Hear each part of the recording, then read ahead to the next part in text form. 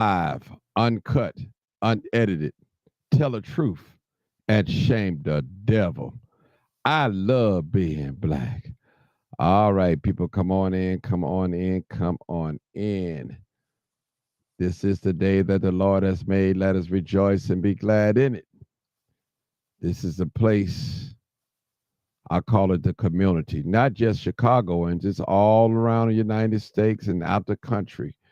This is the place where you can come in and definitely get a blessing and speak your mind. We don't dwell on hate. We don't strive on jealousy. We just hear people telling the truth and shame the devil. Come on in, come on in. You already know what it is: live, uncut, unedited. Tell the truth and shame the devil. I love being black. All right, people, come on in, come on in. It's a good night tonight. We have an open discussion tonight, and we leaving the table open for our Chicago people, not only our Chicago people, people are all over. It's what's on your heart tonight. What's on your heart tonight? And we're willing to talk about it. What's on your heart tonight? I love being black. Come on in, people. Come on in. I need you guys to check in and where you're from. If you're from Chicago, check in. If you're from New York, check in. If you're from New Orleans, check in. If you're from New York or the West Coast, anywhere on the West Coast, Baltimore, check on in. Boston, whatever, Memphis, check on in. Texas, California, check on in. I tell you, this is where we tell the truth and shame the devil. And I know a lot of people, we got a lot going on here in the city of Chicago, but not only Chicago, but in the whole entire world. It's going down, people. It's going down.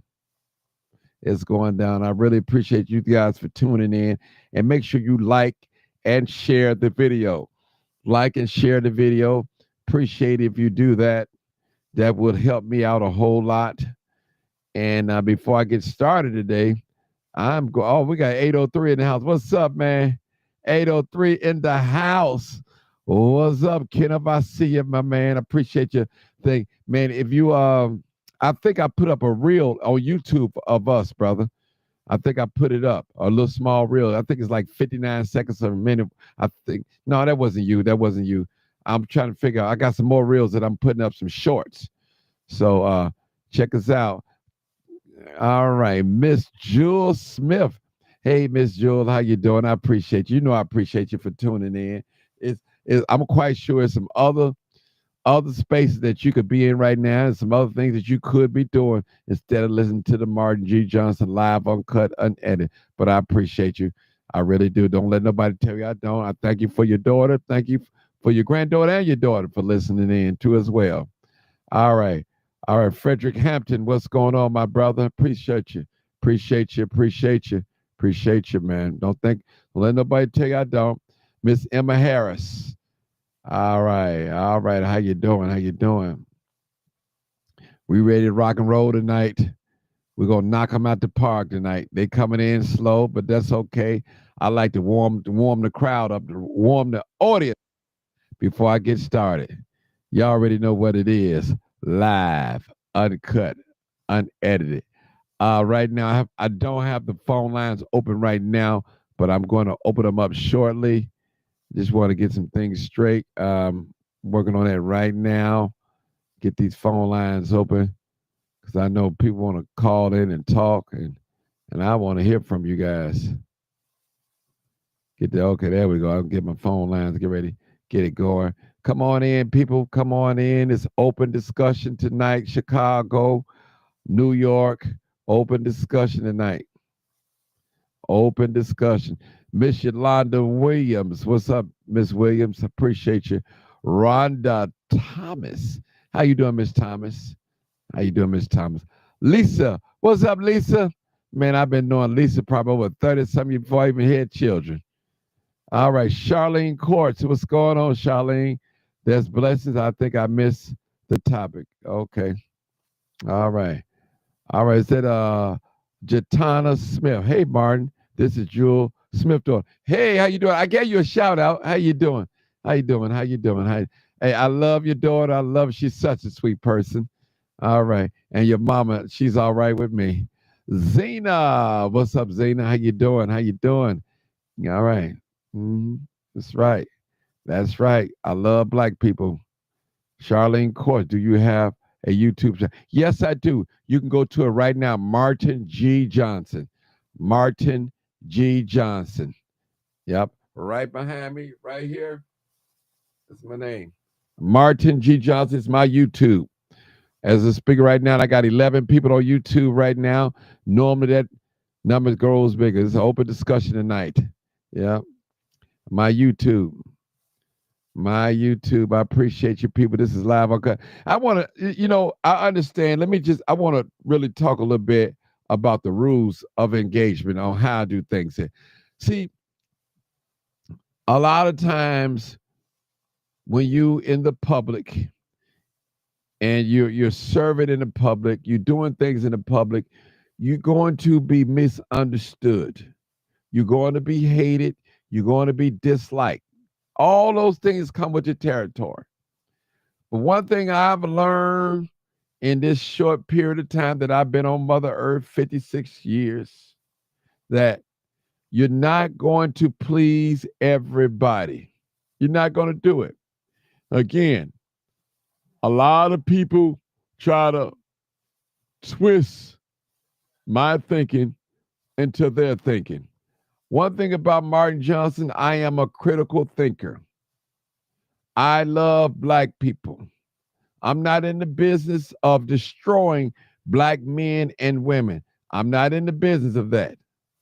Now, if you're looking for some hate, you might be on the wrong page. You might have to go to another page. We don't do that on here. We're going to love on folks. We're going to tell the truth and shame the devil. But one thing we don't want to do on this page, we don't want to lie on nobody, and we don't want to talk below the belt. Now, we have done it. We have done it. I have done it. I have done it. But I tried not to go that route. I tried not to. I try to stick with the facts. So don't get mad at me if I'm not saying what you want me to say, or I'm not thinking the way you're thinking, or I'm not responding the way you want me to respond to what you say. This is not that type of party. This is one of the only places where you can come on here and talk. We have Democrats, we have Republicans, we have poor people, middle class people, rich people on this live. We have them. We have male, we have females, we got straight, we got gay, whatever your sexual, we have them all on here. We all in one room. And one thing that connects us all, we have people on here with different religious persuasion. I thought to say dogma, persuasion. So we probably got some Baptists on here. I know we do. Some Methodists and Church of God in Christ, some Church of God and Pentecostal and Presbyterian. We got it all on here. And one thing that unites us is this complexion. This complexion, it unites us. And people, let us put down our differences with each other. Let us focus on tonight what we can do and what we're not doing. And one thing I know about black people, and then I'm black, I'm melanated, if you don't want to use that word, African, we can dissect the problem. But somehow we cannot bring good solutions to the table and act upon them. Now, I'm going to debunk that myth that they said black people can't get together. We can get together to lecture slide. We can get together for family reunions, class reunions, neighborhood reunions, car clubs, motorcycle clubs. We can get together for line dancing. We can get together for all those things, in which I call them our minors. But can we get together for the major things and move forward and do some things? All I'm trying to do, people, is unite us together. I'm not asking you to stop being a Democrat. I'm not asking you to stop being a Republican. I'm not even asking you to stop doing what you're doing. All I want you to stop here and listen, and let's unite. Unite, people. Where there's unity, there is strength. And I tell anybody tonight, there's not one Mexican can beat me working. I can work. I'm a hard worker. But the difference between them and us, they work together. And we don't. We let our $100,000 salary, $40,000 salary, Section 8, EBT, what you call it, EBT card, we let all that separate us. Listen, people, listen. There's no knock against poor people. If you're on Section 8, cool. If you're getting general assistance, that's cool. I'm cool with that. You don't have to be a homeowner to be. This reminds me of a song. Y'all remember this song said, "You don't have to be a star to be in my show." I remember that song. I think it's a 70s, I think it's late 70s song. So what I'm saying to y'all tonight, people, this thing is real. We can't move forth cutting each other down. Now, we're not going to, on this live, we're not going to take up for nobody that's wrong at all. We're going to acknowledge they're wrong, and we're going to police our own on here. And what we're not going to do, we're not going to talk out of turn when we call in.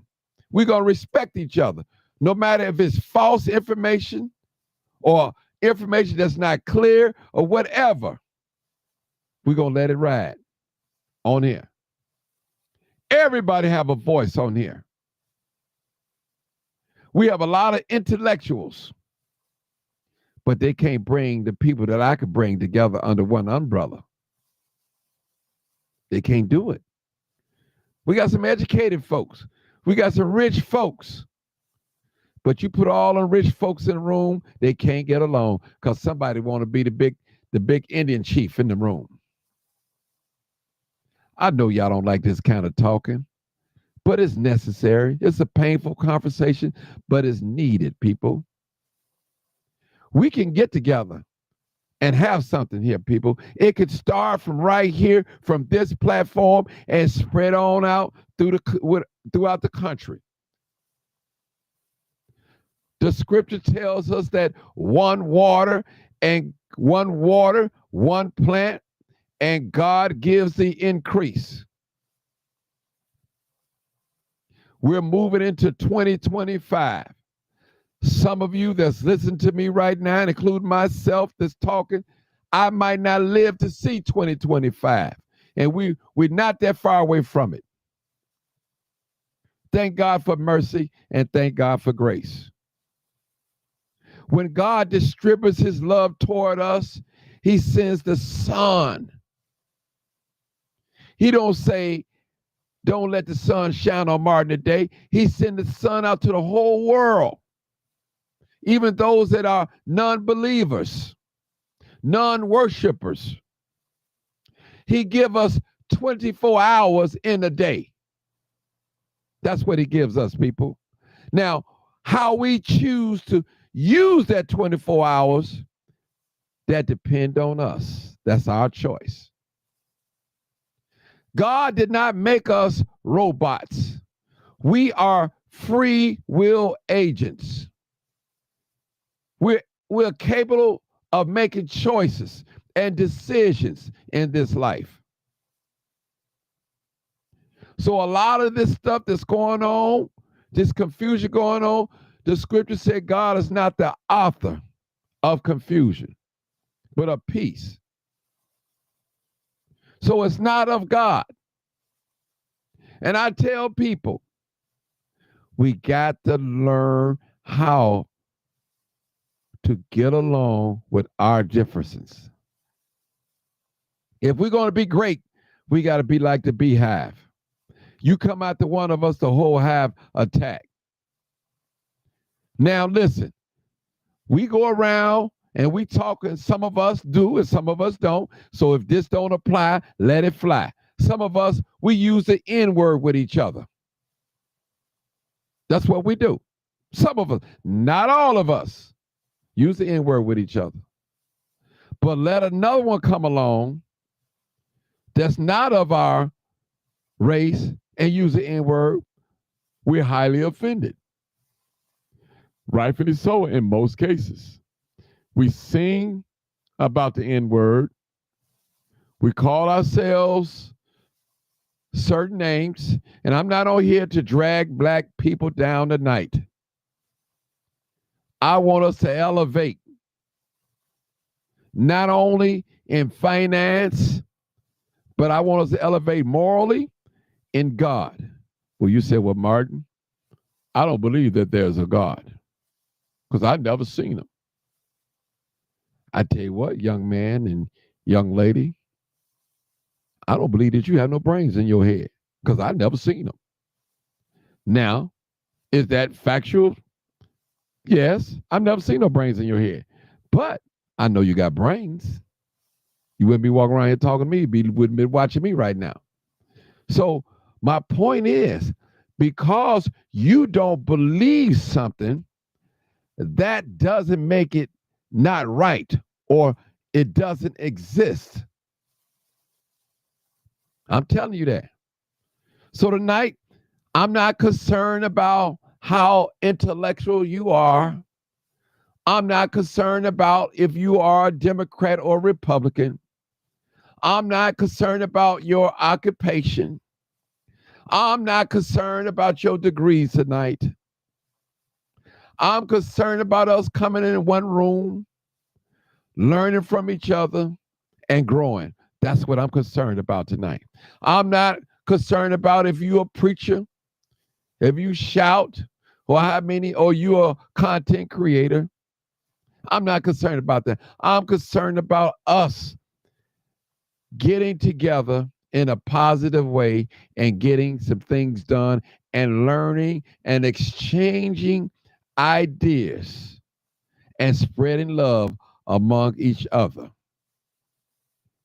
We cannot continue allow these religious persuasions, our degrees, our where we live at, our salary to divide us.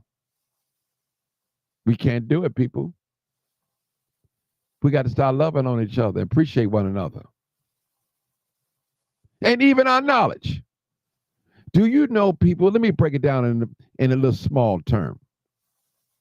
You got some people have a first grade education, a first grade knowledge. They're not going to be on the same level as a second and third and fourth and fifth and sixth, seventh grader. Okay? All right. Or even a person that's in high school or even on a college level. Everybody is on a certain level. Real talk. And everybody may not be as eloquent as you are. Hi, my name is Mark Johnson. I am the executive producer of this particular movie over here in Hollywood. To all my grammar police out there, God bless you. God bless you. Those of you that speak perfect language, you're welcome too. Those of you that speak Ebonics, you're welcome here. Those that have a speech impediment, you're welcome here too as well. And I wish I knew sign language. I'll bring you in and you're welcome too. So to all those grammar police out there, I'm watching you. I'm watching you. I'm watching you. I really am. I'm watching you. I'm telling you, I am watching you. A lot of y'all, a lot of us, I'm gonna include myself, we work on these jobs. We get along to go along. Because we know if we buck up against this system or our profession, we could be in a soup line. And we take a lot of things from our bosses and our supervisors just because of that check. And you know I'm telling the truth. You know I'm telling the truth. Just imagine another man or another woman control your destiny because he or she is your boss and you know he or she don't like you. And if you do anything, they looking to terminate you. And you know that. So you on pins and needles. You're afraid. Who want to work under that type of pressure? But some do. Some do. Some of us, we work for a racist boss, a racist company. We got to tell the truth and shame the devil. Some of us afraid to share this live or like it because we're so afraid of our bosses, our co-workers that are of another ethnicity or another race. We have no backbone on these jobs. We laughing at their jokes that's not really even funny to us. We're doing overtime because we're afraid to say, hey, I can't do it today, but we go ahead and do it because we're afraid of our bosses being mad at us, standing up against him or her, CEO. You say, well, Martin, I got a mortgage. I got a car note. I got to pay insurance. I got a family. I can't be talking back to my boss. I can't do that. I can't do it.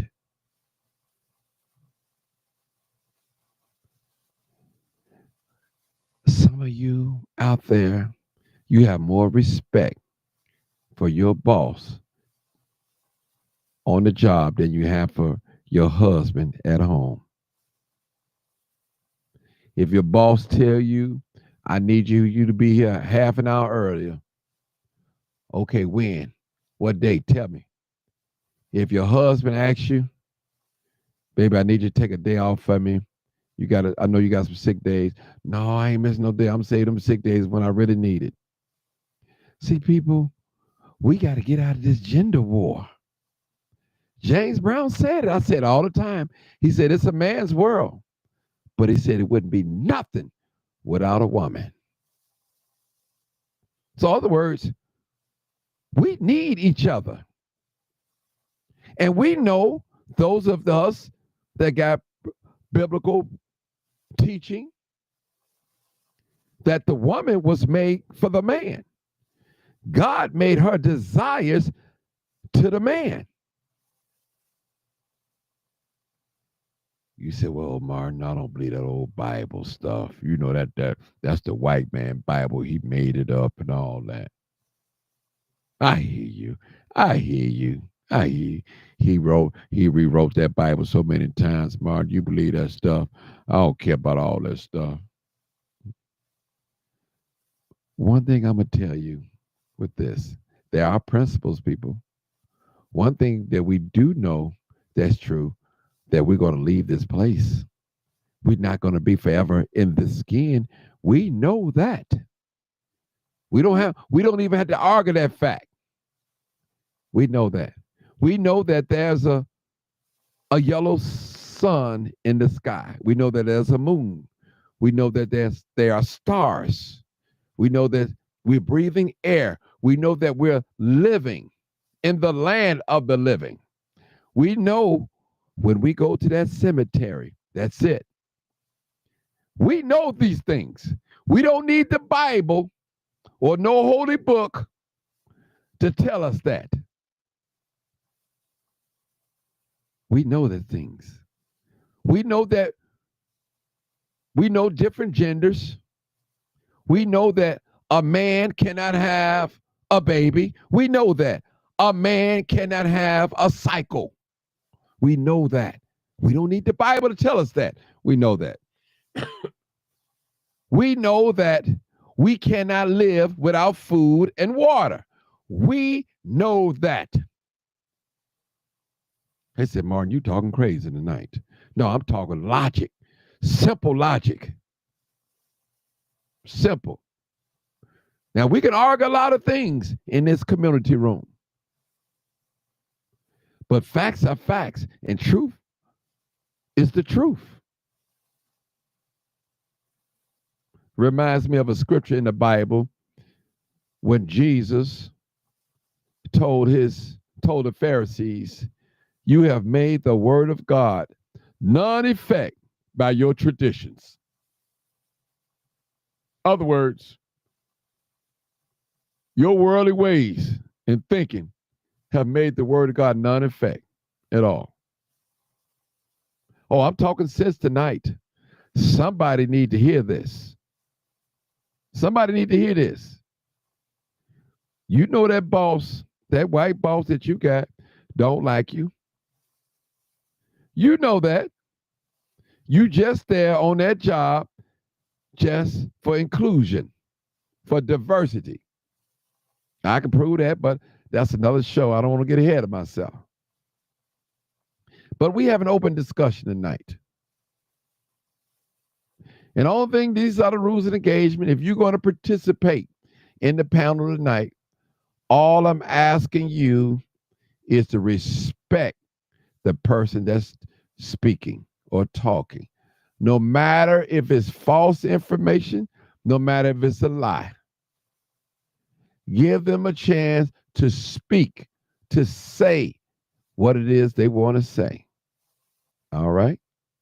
Do that. We all are grown. We're educated. We're smart. We're undereducated. We know how to listen. That's all we got to do, follow rules. I'm going to open up the phone line tonight. I'm going to get ready to call in myself and open up, and we're going to have open discussion tonight. All right? This is not the platform where we hate on folks. We don't do that over here. I don't promote hate. I don't promote jealousy, envy. Well, don't promote that over here. Now, we believe in self-defense, that we have to protect ourselves. We believe in that. But we're not going to promote hate on this live. So, and if this is not the live that you want to hear tonight or see, maybe you need to exit out and go somewhere else. Real talk. Real talk, people. So we won't have an echo, and we'll be. And we just got a caller. Thank you so much. Matter of fact, we got 3 or 4 callers. Please record your name for announcement. Open this live, uncut, unedited. Let me check it in, people. All right, we got calls. We got some familiar numbers here. 9743. You're the first caller. This is open discussion. How you doing, Mr. Robert? God bless you. God bless you. Go ahead. Open discussion tonight. It's me, Dr. K. Hey, Dr. K, how are you doing? How you doing? Hey, what's up, Mark? Hey, Robert, how you doing? We got one person. Go ahead, Dr. K. No, now Dr. K turn to talk. She's the first call. I'm going in order. Go ahead, Dr. K. Okay. God bless everyone. I'm not going to be long, Martin. I just got through doing my own tonight. I wanted to just share something with everyone. It's been a big to-do on social media regarding gospel artist Leandria Johnson. And I wanted everyone to listen to what I have to say when I said on my platform. You can actually look on my page. And I did a YouTube. We do not have the right to dismantle anybody. Leandria Johnson is a wonderful gospel artist. The Lord has given her the anointing to sing. But we have no right to talk about her or make her feel less than life. Everybody has a lot of issues going on. And a lot of their issues are underlined from streams of the past. And instead of us helping, we're sitting up on the judgment seat telling God to move over so we can do the judging for him. I saw a bunch of homosexuals that are lashing up an attack on her. And when I went to see her in the concert, it's up there. It's up there. And I went to see her at Third Baptist. I took one of my sisters to Third Baptist, had a gospel release of their project. And Leandra was there. And I threw out all of what I had heard. But she literally is a beautiful woman, just have a lot of things, and like most of us do. We may not do everything everybody else does, but as a community, we've got to stop doing this to each other. We've got to stop hating. If you see, we don't have a right to record someone that is famous as her or anybody in a bad situation and promote it to be worse. That broke my heart because my parents, after I became a certain age, got an addiction to the same thing. And I watched it. Was it fun? No, it wasn't. But I thank God for the praying women in my family that came to my rescue to mold my mind into not allowing anything to turn me to addiction. Keep her in prayer. You don't know her. I don't know her. I called her name out yesterday on Facebook and on TikTok. And I said, I may never, ever meet her. But I want her to know you have a woman of God that loves you. And whatever it is I can do to be there for you, I want to be there for you. We've got to have our want-tos fixed or help somebody. And pastors, if you have a church, let's take the entertainment down and start adding outreach to your ministry. Bring in NA, bring in AA, bring in addiction programs, because we have so many people that are suffering from addictions and they are too afraid to talk about it. Martin always say this, and I've heard him 9,090,000, Kathleen say 9,099,000 several hundred times. The harvest is ripe, but the laborers are few. Preach, sister. Open up your door to these programs. Get it in there, and pastors, become a part of the program. Don't just designate people, become a part of the program. Sit there and listen to why these people are struggling. Learn how it goes. When you become a part of the solution, then the problem goes away. That's where your members are at. Reach out to the lost at all costs. We need to pray for her. Keep her in prayer. Dr. Sanders, say her name again, please, because some people just coming in late. That's Leandria Johnson. Okay. Yeah. Okay. Leandria Johnson. Okay. And a lot of the homosexual group, they just really just go ballistically. They need to. How you gonna judge somebody and you got problems? How you gonna judge her? So but let's keep her before the Lord. I know who you're talking about now. She's a nice singer. I know exactly who you're talking about now. Exactly. She came to my church before. Right. Better days ahead. So let's pull together as a black community. As a black community. Tell the truth. See, these white churches got programs. They got programs. We don't have them. But we need to reach out and extend an arm. She's a mother too. Listen, I don't want nobody's child to see their mother being paraded like she's a nobody. Who does that? Say it, sister. Who does that? Say it, sister. Who does it? Dr. Sanders, let me say this. If y'all ever see me in the soup line, don't film me. Please don't film me. Please don't film me. Offer me a meal or something. Because, it's that sister today, and it might be you tomorrow. I'm telling you, listen, you don't know how life can shift in a moment's time, people. Trust me. The best of us can be taken down. The best of us can be with education. with a good job, with a nice marriage, with a nice family. None of us, Dr. Sanders, look like what we've been through. None of us. And you know, I can't say this word on here because they might cut my life short, but you know when a person self-delete themselves, y'all know what I'm trying to say. On the line. And you ask yourself, well, why did she do that? She could have talked to me. Why did they do that? You don't know what's going on in the person's mind. You don't know what demons. You don't know what spirits they battling in their mind, people. We gotta stop hating on folks, people. We gotta stop hating. Some of us want blood for no reason. No reason. No reason. Then you get mad at me because I don't promote hate on here. Because I'm not saying what you want to say. I'm not talking below the belt.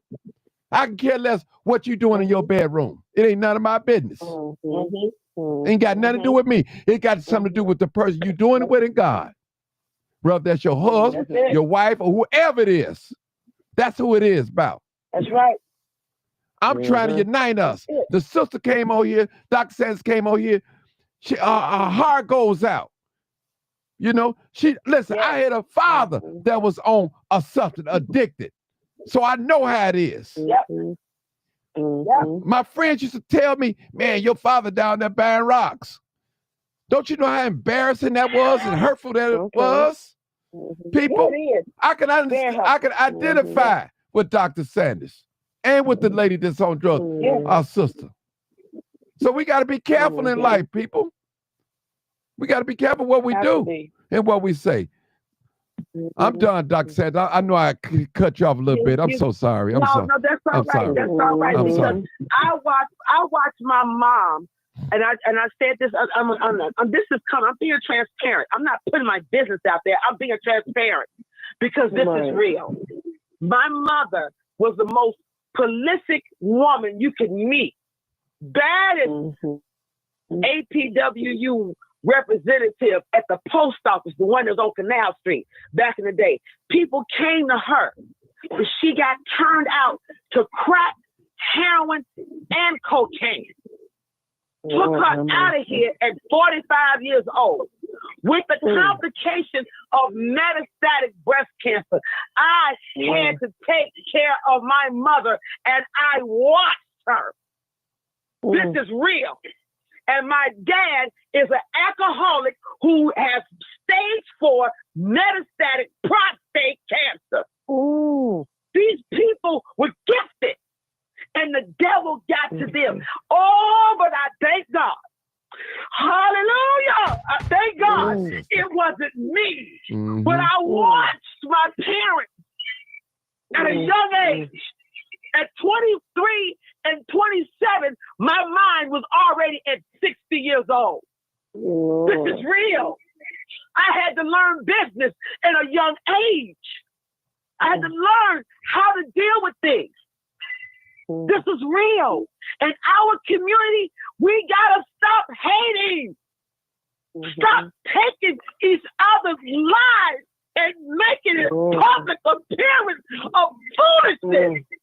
You ought to be ashamed of yourself. This is real. Because your children could be affected by dope and you don't even know it. You don't know where the dope pusher is at. There's a dope pusher in every community. There's a dope pusher at every concert. There's a dope pusher in every school. There's a dope pusher on every corner. You don't know what your children are going to get a hold to. You don't know. Open up your eyes. Pay attention. Love your parents. Yes, they might have made mistakes in their life or growing up. Don't hold it accountable. You give it to God. And you look and say, God, protect my mind, protect my peace, protect my heart, protect my spirit. That's how you do it. And I love this lady. Only just saw her with a microphone in her hand, and she saw Better Days. And you got these homosexuals out there nailing her to the cross on the other cross that wasn't even there. Talking about her, demeaning her like she's nothing. I bind the devil right now. And they trying to be like her. Because my thing is, if you ain't careful, you're already confused. Don't throw no rocks when you got some stuff going on in your world. You confused about your identity. She ain't confused about hers because she a woman and she loves men and she's a mother. But God has her for this time and purpose. And Martin, I just had to say it because it broke my heart 48 hours ago. And I was like, how dare you? How dare you? And she's been through so much. Our people. She's still here. And she's still here. You all pray for her. Pray that someone or somebody will come together and reach out to her. If I can find her, trust me, I'm doing my homework to find her because I'm gonna get to her. I don't care what it's gonna take because I understand. And I want to reach her child because her baby, she's in North Carolina. Her child is looking at what you doing to my mama. That's a horrible thing for a child to have to take in. So you keep her in prayer, her family, and that healing will come to deliver her where she can be the testimony to someone else. I just wanted to share that with you all. Thank you, Doc. Okay, we're going to the next caller. Thank you. 601 area code. 601. Hey, caller. This me, Robert. Hey, Robert. How you doing, Robert? What's going on in your world, Robert? I know you.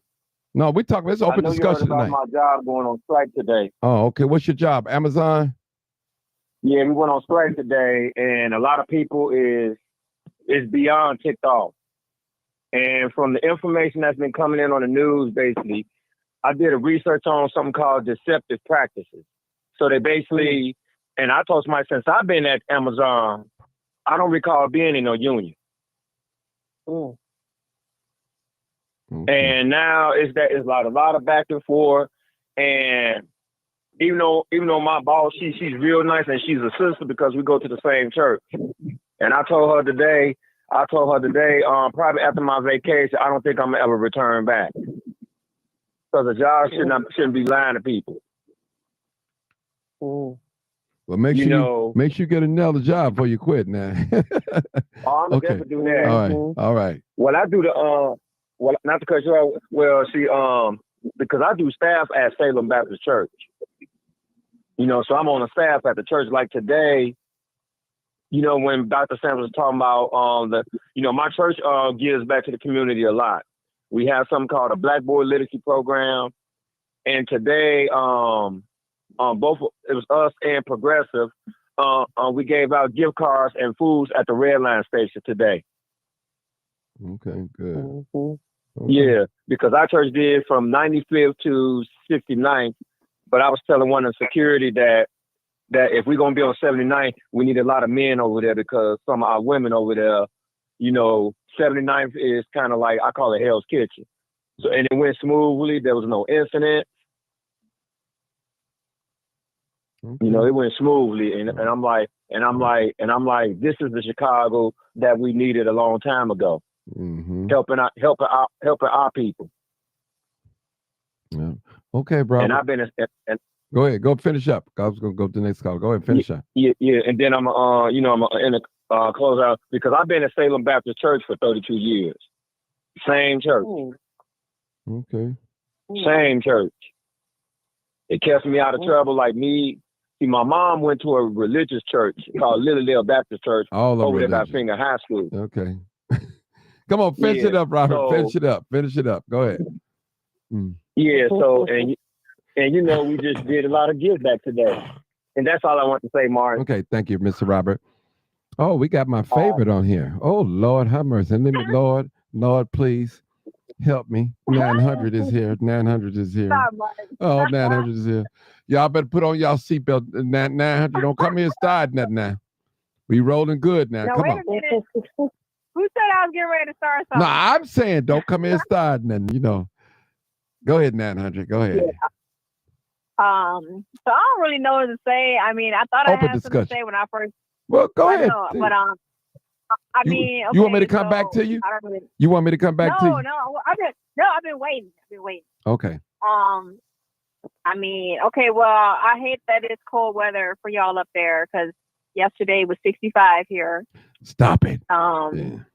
Yeah, I had a light jacket on, so I'm, you know, I know y'all jealous. Y'all jealous, I know. I don't know. I mean, Chris. Okay, I think we need to talk about. Anybody got some New Year's resolutions? No. It's crazy. Let me go back. Let you get your thoughts. Let me go to the next call till you get your thoughts in. You ain't talking about nothing. Just hold on. I'm gonna come back to you. Don't hang up till you get something you want to talk about. You know, I got you. Don't worry about it. I got you. New Year's resolution. Well, come on. We'll talk about it. Let's open discussion. We just talk about anything. Tell us your New Year's resolution. Because people got different. Okay, go ahead. Okay, I really want to get into a good church. I've visited some churches over the years, but I really want to stick to one and just become a member of a church. I didn't grow up going to church, so I'm not in the habit of going. I want to do that. I want to get more toned.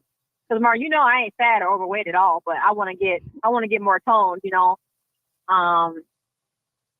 What else? I had to laugh at you. Why you gonna include me in that? They already think me and you go together. Why you gonna include me in that? No, because let me tell y'all. Well, I came up there during the DNC, and me and Martin, we met up, but they knew that already. And I'm sure, but I told them after the live. So yes, Martin has met me in person. I've met Martin in person. We spent a lot of time together that day. So it wasn't just us. It was a few other more people together too. It was D, and that was it really. Roosevelt had spent a little time with us too. Oh yeah. Roosevelt made a short appearance, but yeah, just so y'all know, Martin can verify. The girl ain't she ain't out of shape and busted can't. She ain't none of that. So yeah, but okay, that's two of them.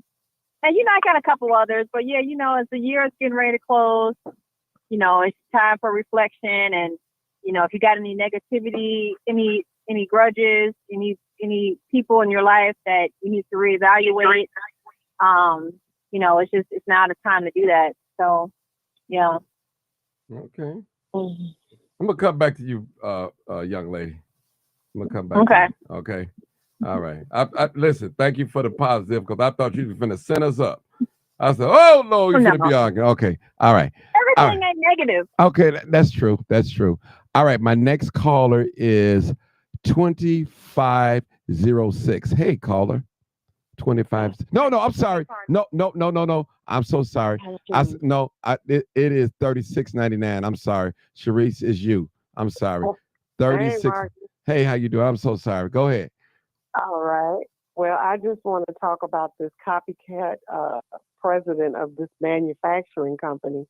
We already have our first copycat of the United Healthcare shooting, the CEO that was gunned down by the Luigi guy. Now there's been a copycat of that on Tuesday out of Muskegon, Michigan. Yes. So this young man in Muskegon, Michigan, his name is Eric. The president's name is Eric Denslow. Eric Denslow was stabbed during a staff meeting on Tuesday, December 17th, in their Muskegon, Michigan office. So he was stabbed in the side and went into critical condition by a 32-year-old employee at the company named Nathan Mahoney.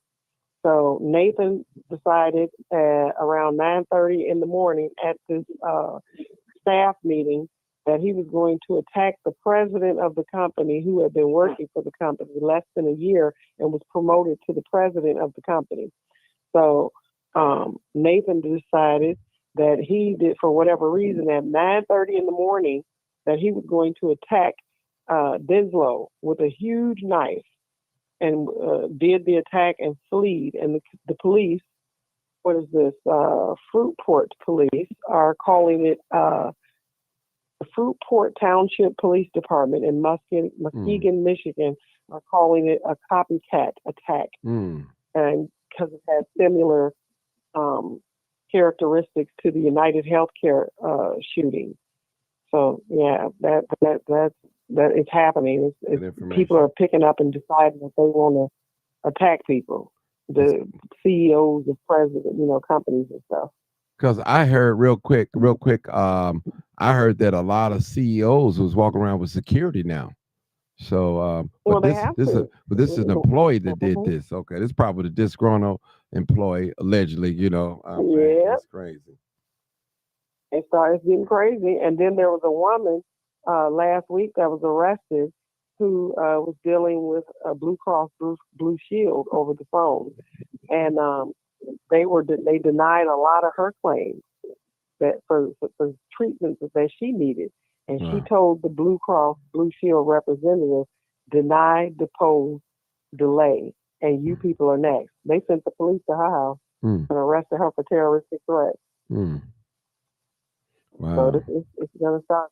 Just like remember when people started when people were working at the post office, and if you said I'm going to go postal, you was immediately fired. You couldn't even say postal like I'm that because people were snapping out at the post office and killing people back in the day.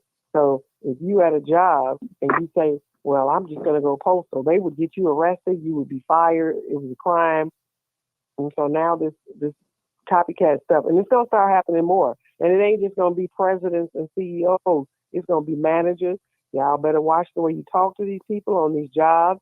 Stop managing these people like they're a herd of cattle because they're not. And you better start respecting people and realize that you're just a title and you can be replaced. Don't let that position of being the manager, general manager, the head DON, and that means nothing when they tired of you.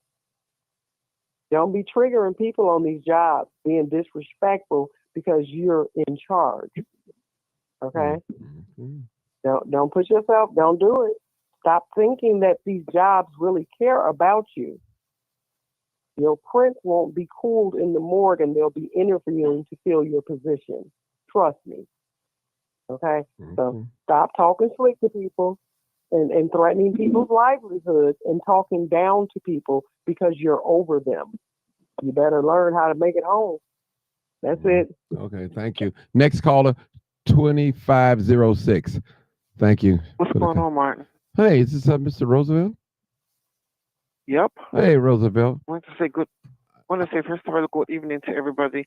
Even 900 who had the honor of meeting this past summer. She is so cool. Hey, hey, But Roosevelt. hey, but wanted to talk a little bit about like what maybe I'm coming from the whole different opposite spectrum as to why sometimes we as let's just say in the church are a little bit much more harder on gospel artists.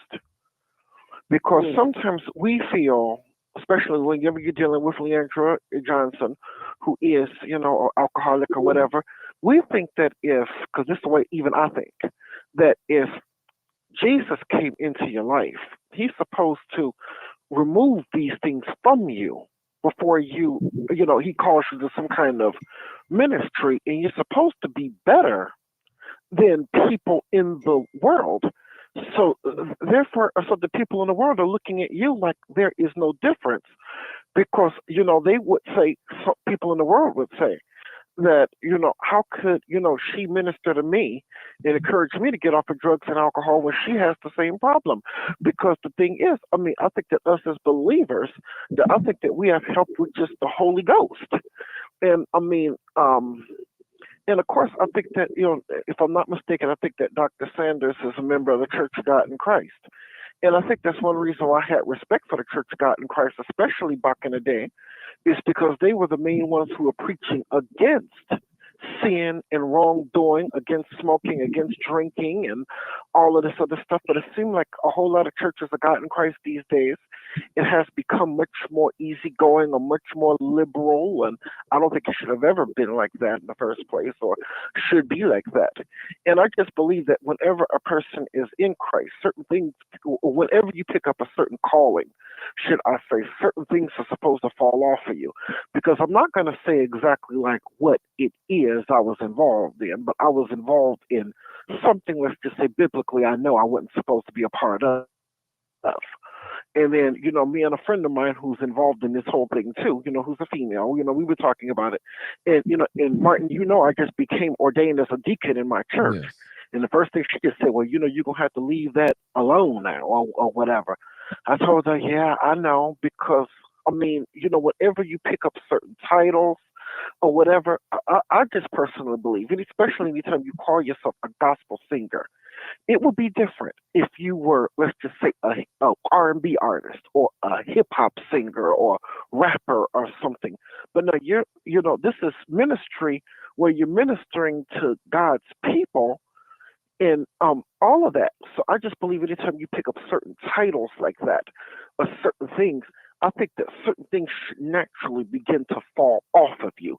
And if it doesn't, then there's a problem. Then it could be a problem to where you're not in Christ or not in God the way you say you're supposed to be. Because even as I was training to be a deacon, certain things and certain behaviors begin to just naturally fall off of me. Why? Because being a deacon in the Baptist church, that people look to me as being a leader or whatever. And how could I choose to try to lead people if I'm dealing with some of the same problems myself? And I mean, so therefore people, they don't, so that's how come people, I think, are harder about gospel artists, because it seems like a whole lot of the gospel these days, or the lifestyles of the gospel artists, have taken on many of the lifestyles of people who are in the world. And that's how come a whole lot of people, I mean, and maybe you should check him out. His name is G. Craig Lewis. Matter of fact, G. Craig Lewis is one of the people who inspired me to go on YouTube, because G. Craig Lewis tell it like it T.I. is. He said that he doesn't really believe, let's just say, in the gospel music industry. Because the gospel music industry, with the lifestyle and the kind of music, is no different almost than anything else. He believes that churches should get together and write their own music and leave these other things, or these other artists, out of it, because a whole lot of these gospel artists, they have mixed the sacred with the profane, to where everything is just, plus it's a whole gospel music industry. It's all about money and all of this other stuff, to where it's twisted people's message, and the music companies have control of your ministry and message. So, I mean, it's just a whole lot, to it. And I just personally believe, and it goes for me, it goes for Leandria Johnson or anybody else, who picks up a calling or a title.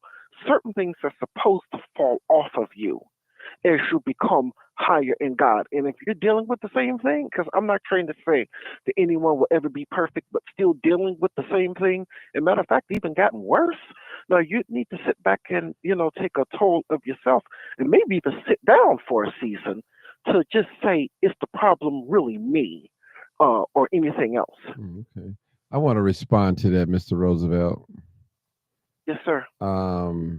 Let me just say this. I'm going to say it out of love. I'm going to say it out of love. Yes, sir. For those that listen, if I have any church people that's listening to me tonight, um, we serve a forgiving God. We serve a merciful God. He's slow to anger, slow to wrath. But one thing I don't ever want us to forget, that we yet human. We yet human. Some of us struggle with our sexuality.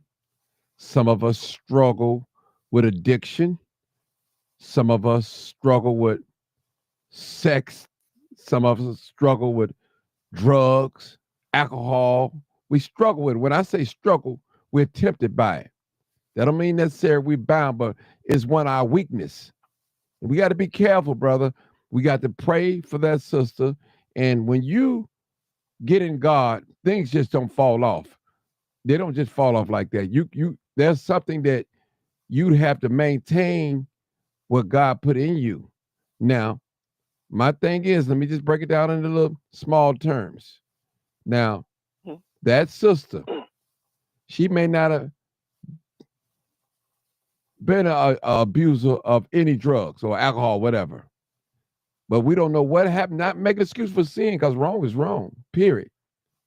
Yeah. She fell in the slump. And you got some pastors that have been caught sleeping with somebody else's wife.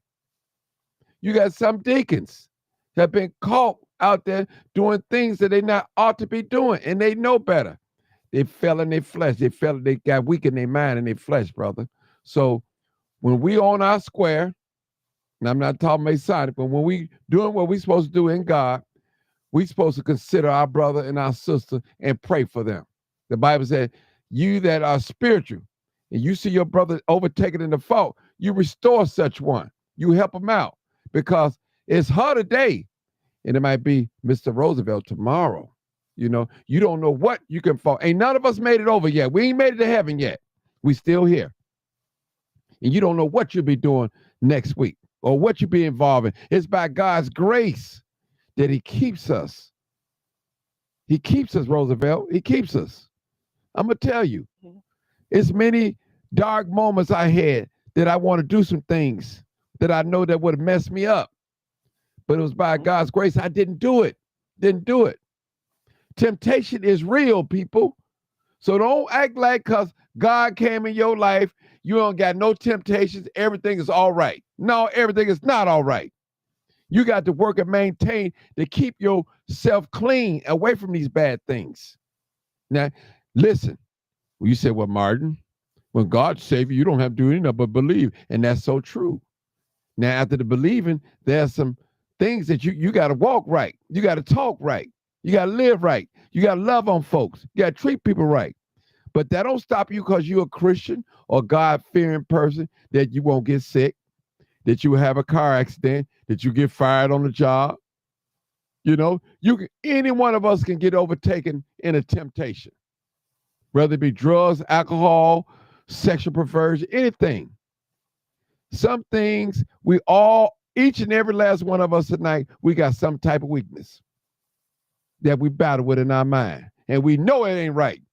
And we fight it. You got to fight that thing in your mind. It's by God's grace that help us, to keep us, to stay away from our weakness. Now, if you had told me 10 years ago that I would be where I'm at tonight, I probably said, no, not me. I wasn't mature enough 10 years ago to have this type of platform.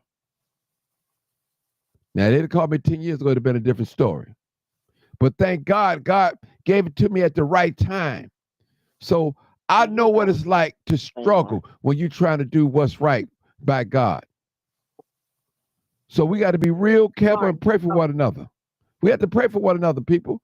That sister, and none of us that's got a big old log in our eye and try to take and talk about somebody else. Can't do it. How you going to tell somebody to get their house together? You ain't got your house together. You know, see, people, they love other people's downfalls. They love it. They love it. They glory when people fall. I'm not that type of person because you know what? I put myself in the same situation as that person could be. You know? And yes, we make bad choices. Yes, we make bad decisions. Yes, we do. But I'm so glad that we serve a forgiving God, a merciful God. I'm so glad. Sometimes we say things that we ought not to say to one another. We do things that we ought not to do to one another. So I'm saying this in love, Roosevelt, and for whoever hearing this, if you see your brother overtaken in the fault, when you see your brother overtaken in the fault, you humble yourself because you could be in the same situation as that person, male or female. You pray for him, encourage him. You can make it. Just come on back. We know you're in a bad situation. You might even be out of God. There's a such thing as a backslider. The Bible said he's married to the backslider. He's married to him.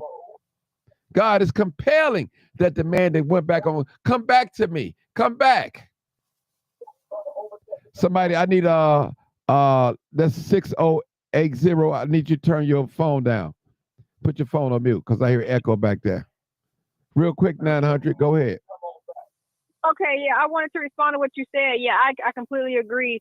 You know, when you get saved, that doesn't mean that, you know, all the sinful ways are naturally going to fall off, because you can look at, you know, what happened with Job and how God tested Job. You know, Job was a righteous man, but, you know, God allowed all these bad things to happen to Job. And also, look at the Apostle Paul when he talks about how he does the things that he knows is not right, and and it's hard for him to do the things that he knows is right.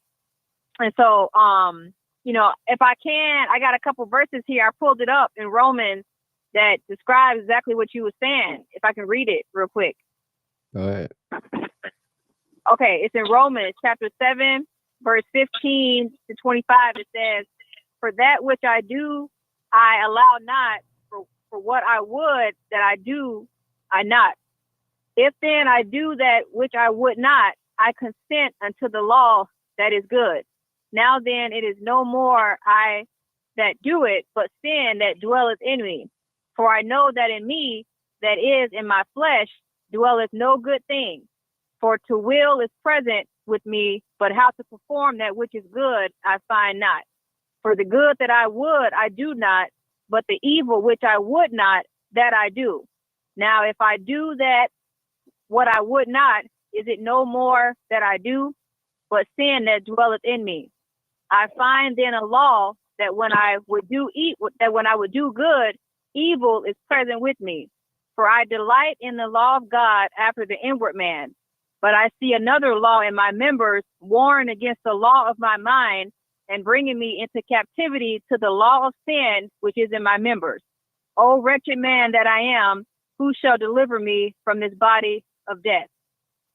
And so No. Keep on reading. One more verse. Okay, I thank God Stop it for right Jesus there. Christ our Lord. Stop it right there. Now, I think. go ahead, read, keep it. But Okay. I just want to say that that's the most important verse. He letting you know that he's thanking God, our Lord, that's give him grace to overcome what's in his flesh. Other words, he's saying the good that I would do, that I do not. But with God's grace, I can do the good. That's what he's saying. In my flesh dwelleth no good thing. I know it. I've been read that scripture 100 times. That's why I told you read the last verse. Okay. Go ahead, read the last verse. I thank God through Jesus Christ our Lord. So then with the mind I myself serve the law of God, but with the flesh the law of sin. And that just goes to show right there, that there is a war. And when they use the word members, that's talking about, your body, And so it is a war that's presently with us, because even God said, as long as we have this flesh, we're going to be subject to temptation. But if you have the Holy Spirit dwelling in you, you have armor, you have a protection, you have a wedge that the unsaved person doesn't have. You have something to hold you accountable to, that little voice that speaks to you, But if you don't have that, you don't have the Holy Spirit, you're not saved, you subject really to do anything, because you don't have that seal of protection. And, it's a lot of people don't understand it. And a lot of believers need to understand this, because a lot of people get saved and then they wonder why they can't break off these bad habits. And then they think that they're not saved, because they don't understand that just because you get saved, you're not going to wake up 100% sinless, because you still have this flesh. Your flesh is still corrupt. You have a new mind when you're saved, but you still have this bodily flesh, and you still have a war, and it's hard. It's not easy, otherwise Paul, he was a right man, but all right, he said, you told the truth and shamed the devil. That's good. All right, we're going to go to the next caller. Thank you so much for that word of wisdom and knowledge. Thank you. All right, 9433, go ahead. Hey, Mark. Hey, Roosevelt. What's on your mind? I want to tell you, Destiny's called Decency and Order. God would test your faith. 4 years ago, God tested my faith. Everybody know I'm still fighting this case for sex trafficking. It ain't easy being a Christian. God come at us even harder. Okay, Roosevelt? I wear so many hats in the church, okay? We're not perfect. Show me a perfect person down here, please. My faith is so strong. I told God 4 years ago, if you give my daughter back, I'm going to do right by you. Do you know it's hard for me to do wrong? I tell the people the truth, and people hate to hear the truth. You could bring the mirror to their face, and they hate to hear the truth. So God then gave me a third eye. I can feel your spirit now, and if you're not on the same energy I'm on, get away from me. Mm-hmm. So Andrew need our prayers. She don't need no criticism. And I know God is going to help her. She's still my number one R&B singer. Has joined. Okay. She's still my number one R&B singer because that song she made, God Deliver Me, that song brought my daughter home. So Roosevelt, fall down on your knees and go in prayer. She needs, let me tell you something, more prayer, more power. Little prayer, little power. You're a deacon. So everybody watching you. Everybody got their eyes on you because you is next to the pastor. Okay. Okay. So I Thank just you. want to tell you out of love, Roosevelt, I love you too. Well, this really wasn't about Roosevelt, but we just tell him some. All right, we go to 2025. Go ahead, caller. Good evening, everyone. This is Dr. Z. How you doing, Dr. Z? How you Hey, doing? Dr. Z. I had a few things, but I'm gonna make it quick because I want other callers to speak. That, and if you look at the history of the church, you always have hell in the church. Unfortunately, you have people there that are humans. You have people there that's gonna do some things, that's gonna say some things. Now, what's very important to me right now is that we're saying we're supposed to be doing this, we're supposed to be doing that. But half our young generation haven't even touched the church. They ain't never been inside a church.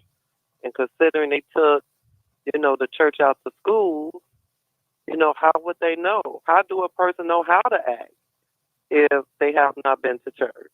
It's a lot of the young generation that has not been to church at all, haven't even been inside one. So that's something to consider too. And what's going on with young lady, God bless her. She, of course, she has to pray and get, saved by God. Or I prefer to say have a personal relationship with God. That's important. And stop believing in these pastors. They are human beings too. They subject to make mistakes. And no offense to you, Roosevelt, that goes for pastors, deans, any of them, deacons. We're all human, and we all subject to make mistakes. So I'm gonna let someone else talk, Mr. John. Okay, the next caller is 6080. Go ahead. Hello. Hey, how are you doing? What's I'm on your good. mind today? Martin, I just I mean, it's what you don't have what's to on my talk. mind is You don't have to talk about what we talked about. You can talk about anything. It's open discussion. no. Okay, go ahead. So, what's on my mind is when they're speaking of Leandra. And I remember when she first performed, and my sisters was so overtaken with her. And I just, I was thinking when she first went and she performed, and I'll never forget, she had flip-floppers on. And one of the judges made a comment about her flip-floppers. And that's when she told the story about the loss of her home. But sometimes we live in a world where everybody is so critical about everything to nothing.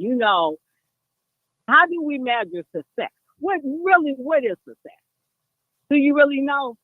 But sometimes God removed the sheep.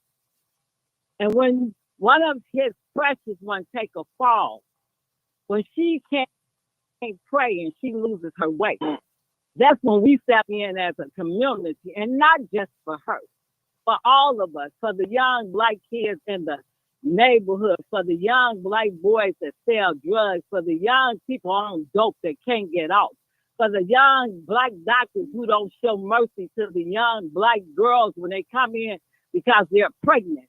We have so many things in our community that we're so critical. We got to let these things go and find our way back to God. Yeah, we can know the Bible, we can quote the scriptures, but you got to live. You got to live, and we got to learn how to love each other. Until we get back there, we're doomed. We're just doomed, And I think that's what I had to say. And I truly love us. I love my skin color. I love my people. Mm-hmm. Let me just say one thing and I'm hang up. Today I was in the pawn shop. So, I like to go in the pawn shop to see. And a young man turns to me and say, Miss, can you give me $1.50? Say, I need $1.50 so I can pay, for whatever he owes for his, what he has to pay this month to hold his merchandise. $1.50. Might not think if it had been $20 and he needed it, because whatever he pawned, you could see that he really wanted to hold on to it. So what I'm saying is, we never know when we're going to be pushed aside. We just don't know. Say it. And when you say, if God gave us nothing else, he gave us grace and he gave us mercy. And sometimes we just got to be a little bit more humble and understanding about things. That's all I had to say. Thank you. Thank you. So your first time caller? No, you're not. No, I didn't talk to you about 3 times. All right. I appreciate you. God bless you. Thank you for that word of wisdom. And thank you for what you do. I'm trying so hard. I got so many people so critical, but you know what? I'm moving forth. I'm pressing forth. But you know what? You said something. If you got so many people critical, then you know you're doing what God wants you to do. You just hang on in there. That's all. Thank you for the word encouragement. That's crazy though. All right, we got another caller here, area code 612. Hey, caller. Hey, brother. How you doing? What's on your mind? Oh man. Okay, yes, man. What's on my mind, man? I just want to say, man, I appreciate your content, man, and allow a lot of us from Minnesota started to tap in with you, because, like I said, a lot of us from Chicago up here, and a lot of our people been up here for over 50, 60, 70 years. And I've been turning them on to you because we need to know what's going on. I appreciate you, brother. And I just want to tell y'all a little story about Leandra when I first met your sister. And I don't know what happened. Your phone went silent, brother.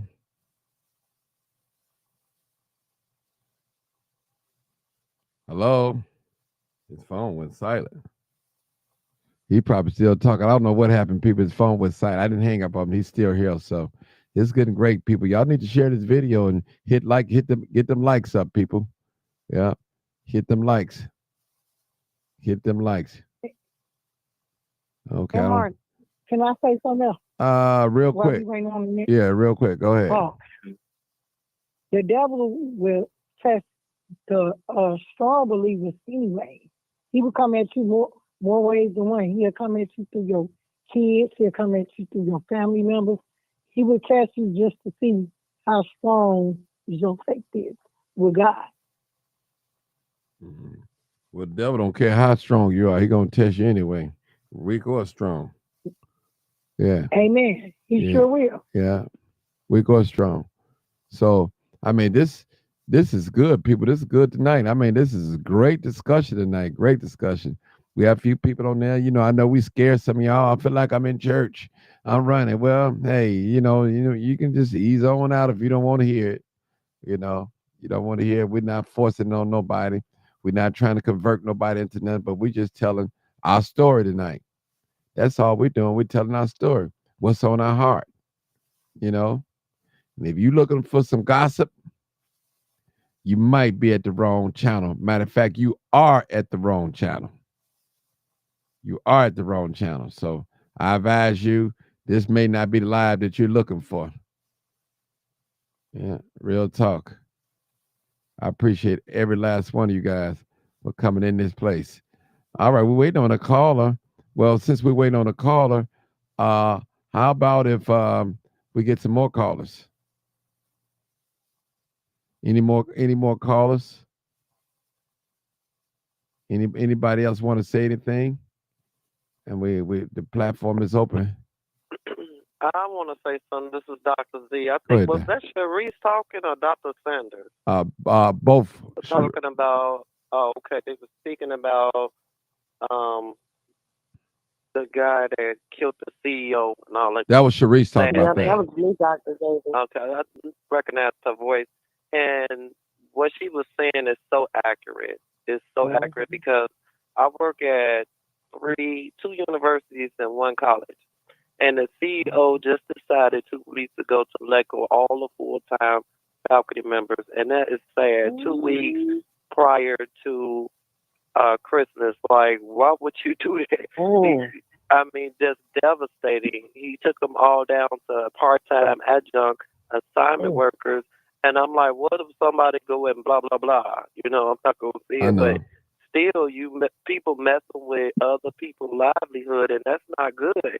You know, just like Checkers closed down, Walgreens, like right here on 79 Jeff, that's closed down. What's that, Pepsi on 51st be closed down because of you know, you closing all these things down during Christmas, and I know Christmas is only one day, but they're messing with people's livelihood.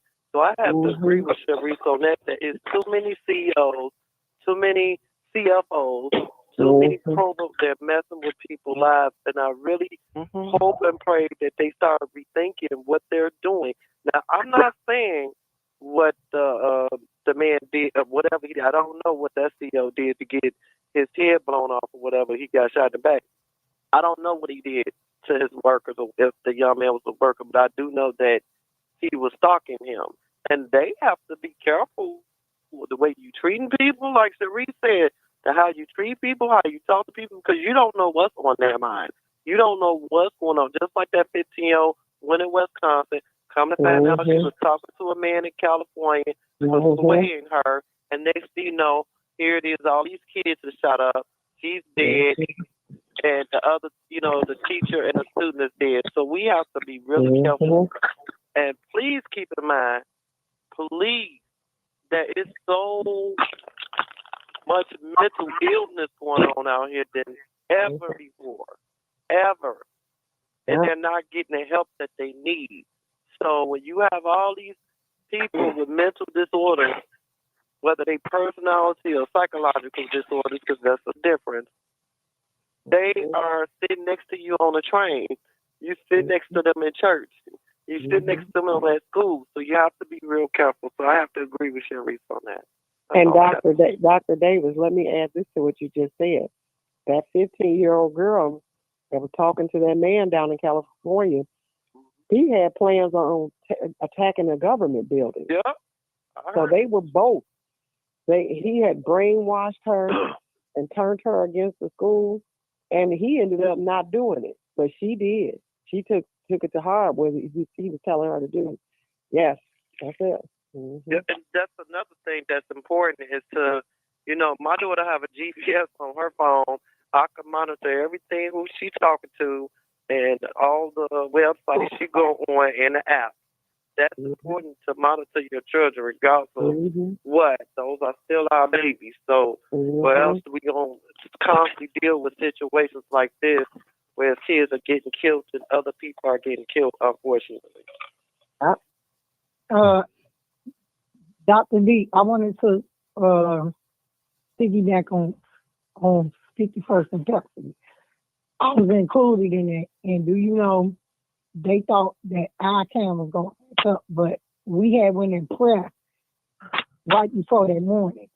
And even though the news media, everybody was out there, we made a smooth transition.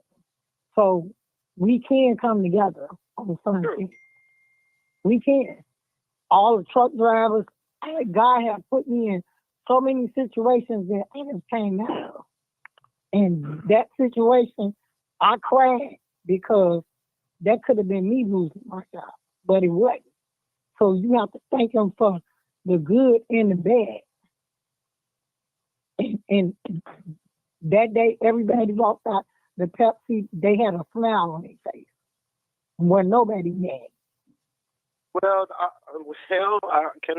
have to disagree with you on that, ma'am, because I saw them on the news, and my heart went out to them. Some of them people been there 20 years, getting ready to retire. Some of them crying, like, what am I supposed to do? Even though they gave them a severance package, but it's still not good enough for your salary every year. People need their money. You know, taxes going up, mortgage is going up, interest rates trying to drop, but still, you know, that's So, Dr. D, I'm not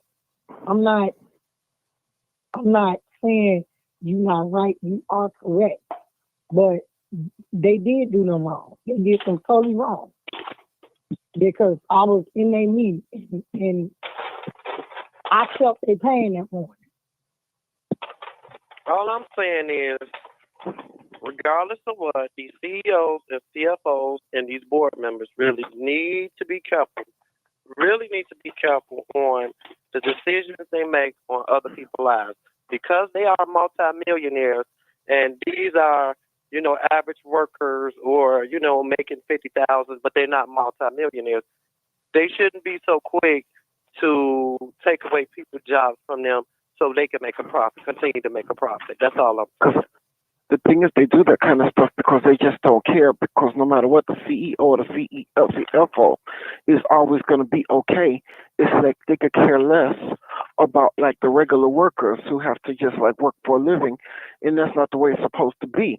So therefore, and sometimes I hate our legal system in this country because whenever something happens or whenever someone has done something like this to people, and something happens, they never focus on what caused the person to do this or what caused the person to get here. They only focus on the fact, well, this person shouldn't have taken this other person's life. They don't deal with, the cause and effect of everything.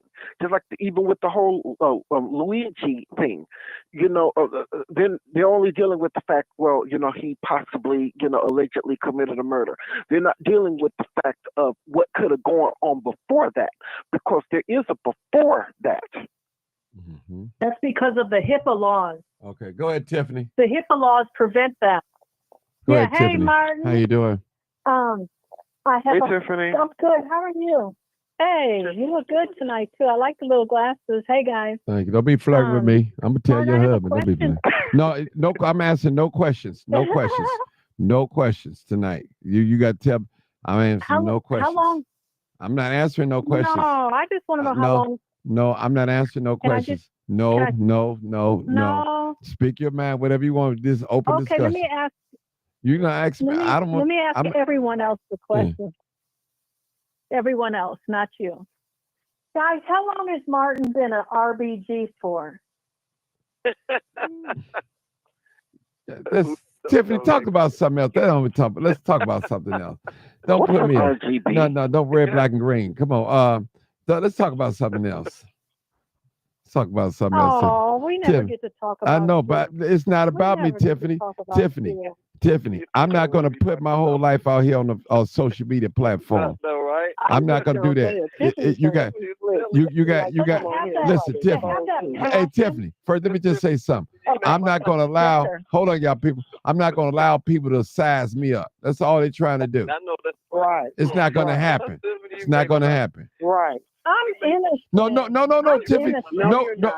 No disrespect to you, but I'm just saying I'm not going to do that because I got people that's haters, and they want me to fail. They wishing me success, but hoping I fail. That's all. So I don't even put certain things are just not good for the internet, period. Now, a one-on-one, Tiffany, if I was talking to you one-on-one on the phone, I can tell you.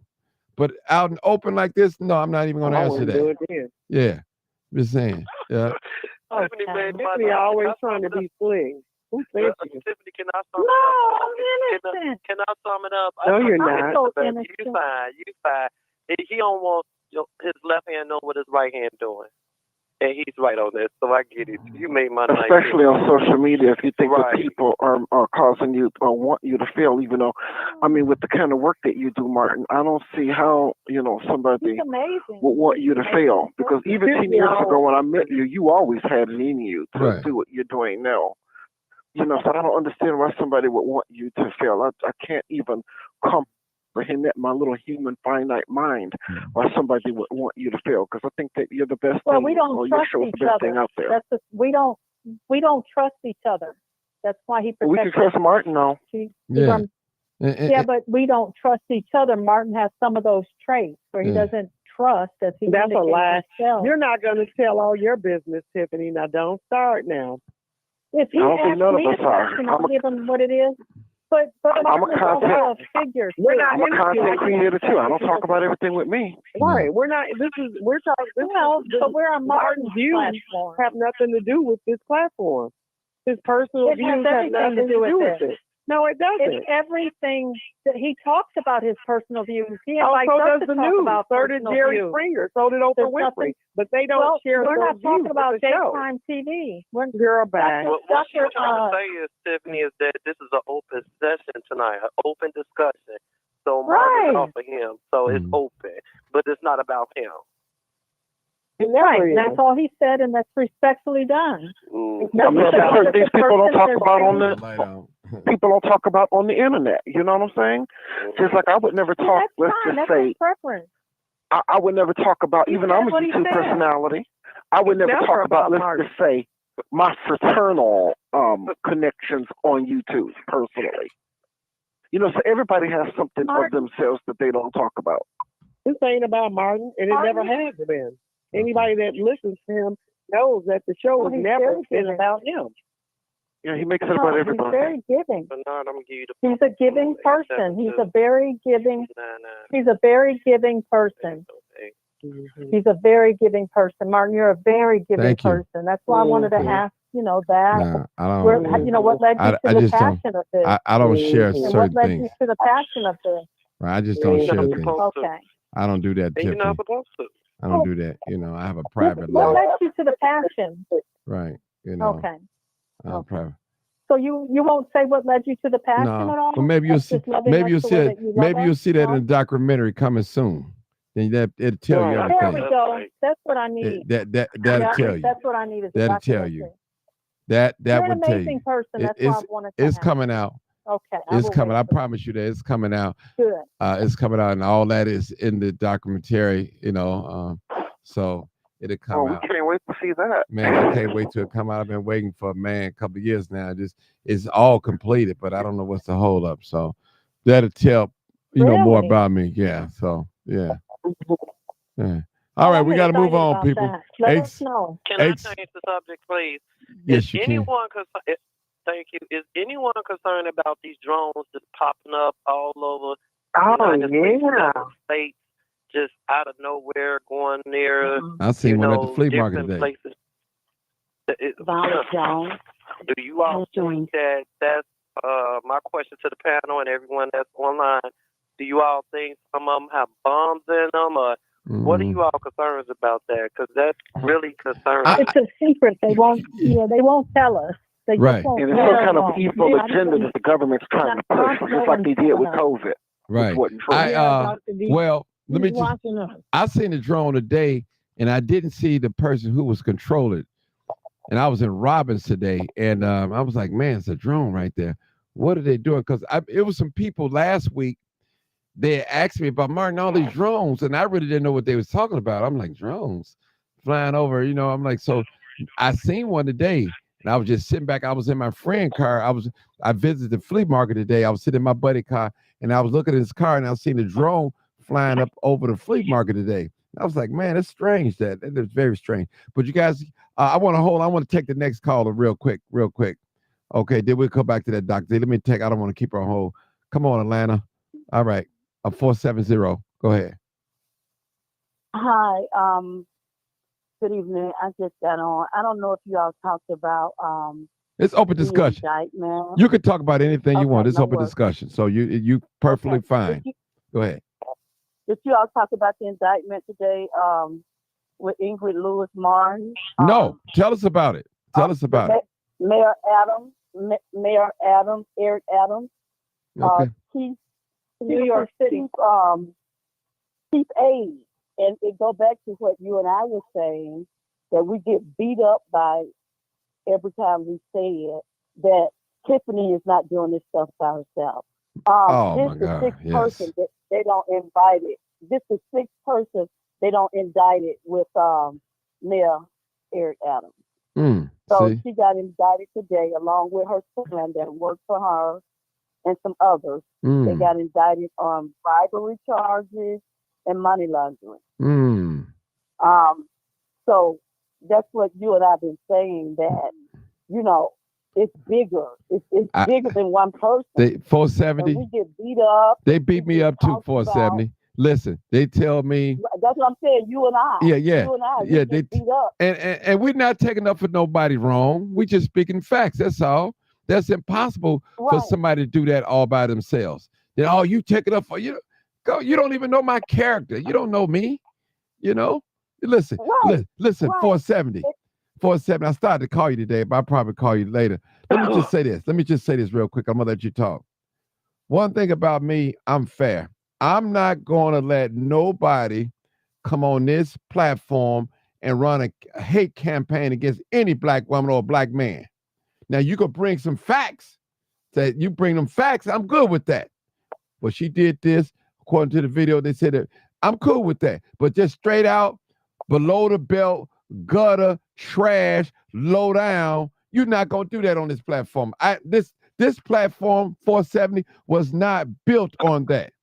We built it on receipts, facts, and truth and all that. So I'm not going to let nobody deter or derail my platform. We got professional people such as yourself. You're a PhD. We got PhDs come on here. We got all walks of life on here. Y'all don't come on here to hear all that hate speech. We trying to go to the next level. You know, people are doing things, going places. They're trying to learn on this platform. Go ahead, 470. I had to cut you off. I'm so sorry, but I'm passionate. Go ahead, 470. Go ahead. No worries. I agree.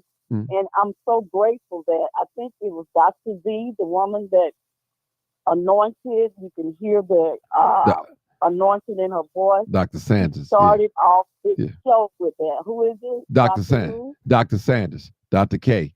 Yeah. Started off this show. The whole atmosphere has been totally different tonight with her starting off. And I'll tell you what I mean by that. Last night I came on as a senior and I was apologizing for the night before.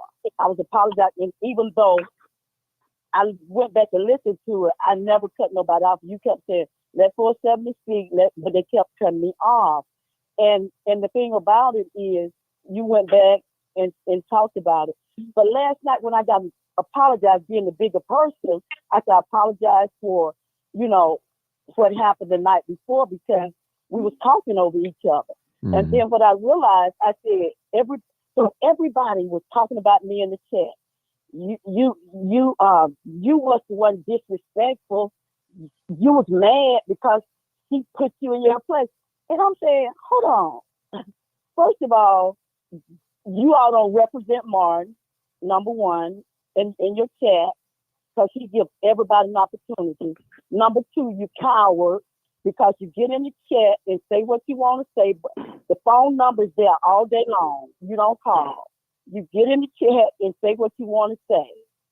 Number three, the people that was born in 60s, before the 70s, Martin, and the 50s, the people was born in the 50s and 60s, we couldn't dare disrespect and talk over people. We would get slapped in our mouth. Yes, we would. We could not do it.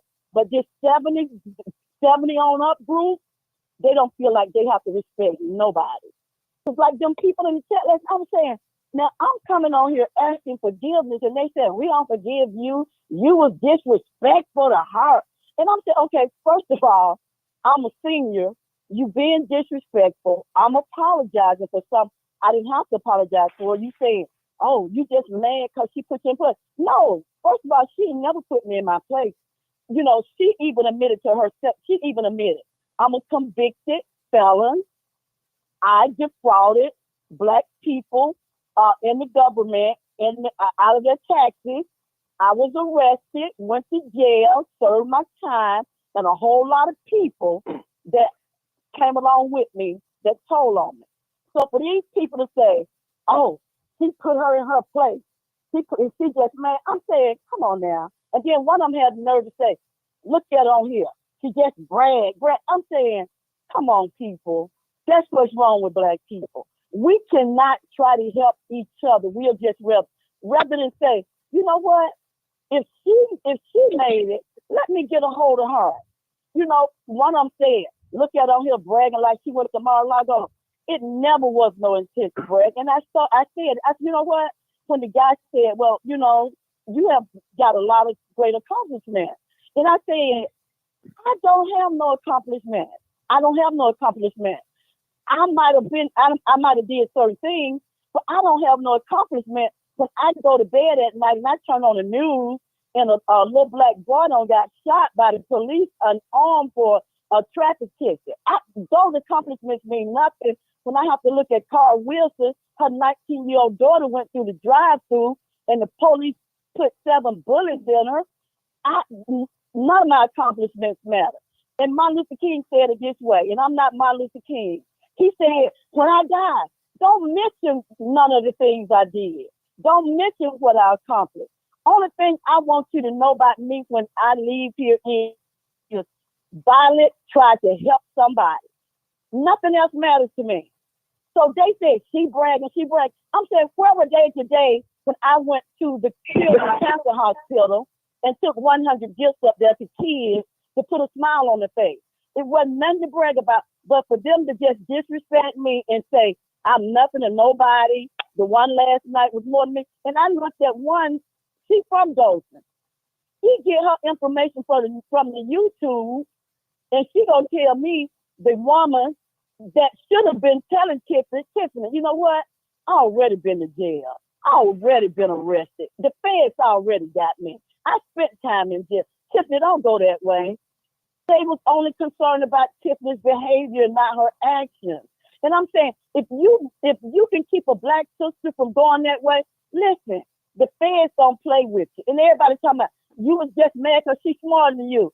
No, she's not smarter than me because she was smarter than feds. The reason she got indicted and went to jail and spent time in prison that I have never done. Because number one, but she's not on here to defend. 214 ain't on here to defend herself. That was nights ago. Okay. So don't let it bother you. Don't let it bother you, ma'am. Don't let it bother you. No. I know I understand how you're doing, but No, leave it. It bothered Let me it talk. last night because I'm just saying, I'm making a point. We got a different platform. We're talking about forgiveness. We're talking about people, and we're talking about, as Martin said all the time, what can black people do to come together and stop? She bragging. What is bragging? What is bragging about? What? Telling the goodness of God? Because none of us where we are except for the goodness of God. None of us. Martin just said it tonight. I'm one fire away from having nothing. Mm-hmm. So stuff don't matter. If you ain't got peace, if you ain't got your health and your strength, if your family all messed up, then you ain't got nothing. Rich people commit suicide every day. Established people commit suicide every day. Steve Jobs, a billionaire, got pancreatic cancer. Money couldn't help him. Stuff couldn't help him. But when you got God and you know who you are, like they were saying, she said she's so good to me and she ain't got no husband. I was a pastor's wife. I married my high school sweetheart. He just died in August after being married 36 years. So, people like Mark said, don't even put your business out there because people going to always find the worst in you. I've been a pastor's wife for 30-something years, dealt with the church, sacrificed my whole life for the church and for black people all my life. And then you get black people instead of saying, well, you know what, if she accomplished all that, let me sit at her feet and glean like we used to do when I was a little girl. Your grandmama would set you on the porch and say, baby, everything ain't for sale. And one of the things she used to tell me, you can't please people because green grass will never grow on the paved street. Meaning if they mine already closed, green grass will never grow where pavement has already been done because they mine already closed. But it's the point that when you see somebody doing well, rather than say, oh, look at her, you'll never see another race get on there and say, oh, look at him, he up there bragging about what? Stuff don't make you happy. Stuff is nothing.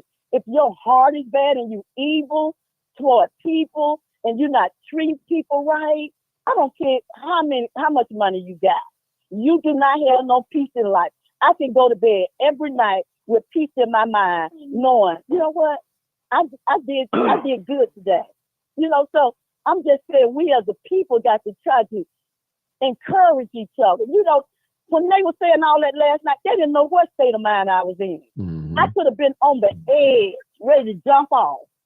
And for them to just come up there, look at us, now she want to apologize. You know what I'm saying? Now she want to apologize after she don't disrespect the elect. You know, nothing about, okay, ma'am, you, like Mark said, we forgive you. Mm-hmm. And I was just taking accountability. You did do that. You know, but anyway. I appreciate you. Don't think. Well, I appreciate you, 470. So, they tagged me last night too. You know, I got tagged today. Somebody called me today and said you taking up for so and so. Listen, brother, this platform is not of hate.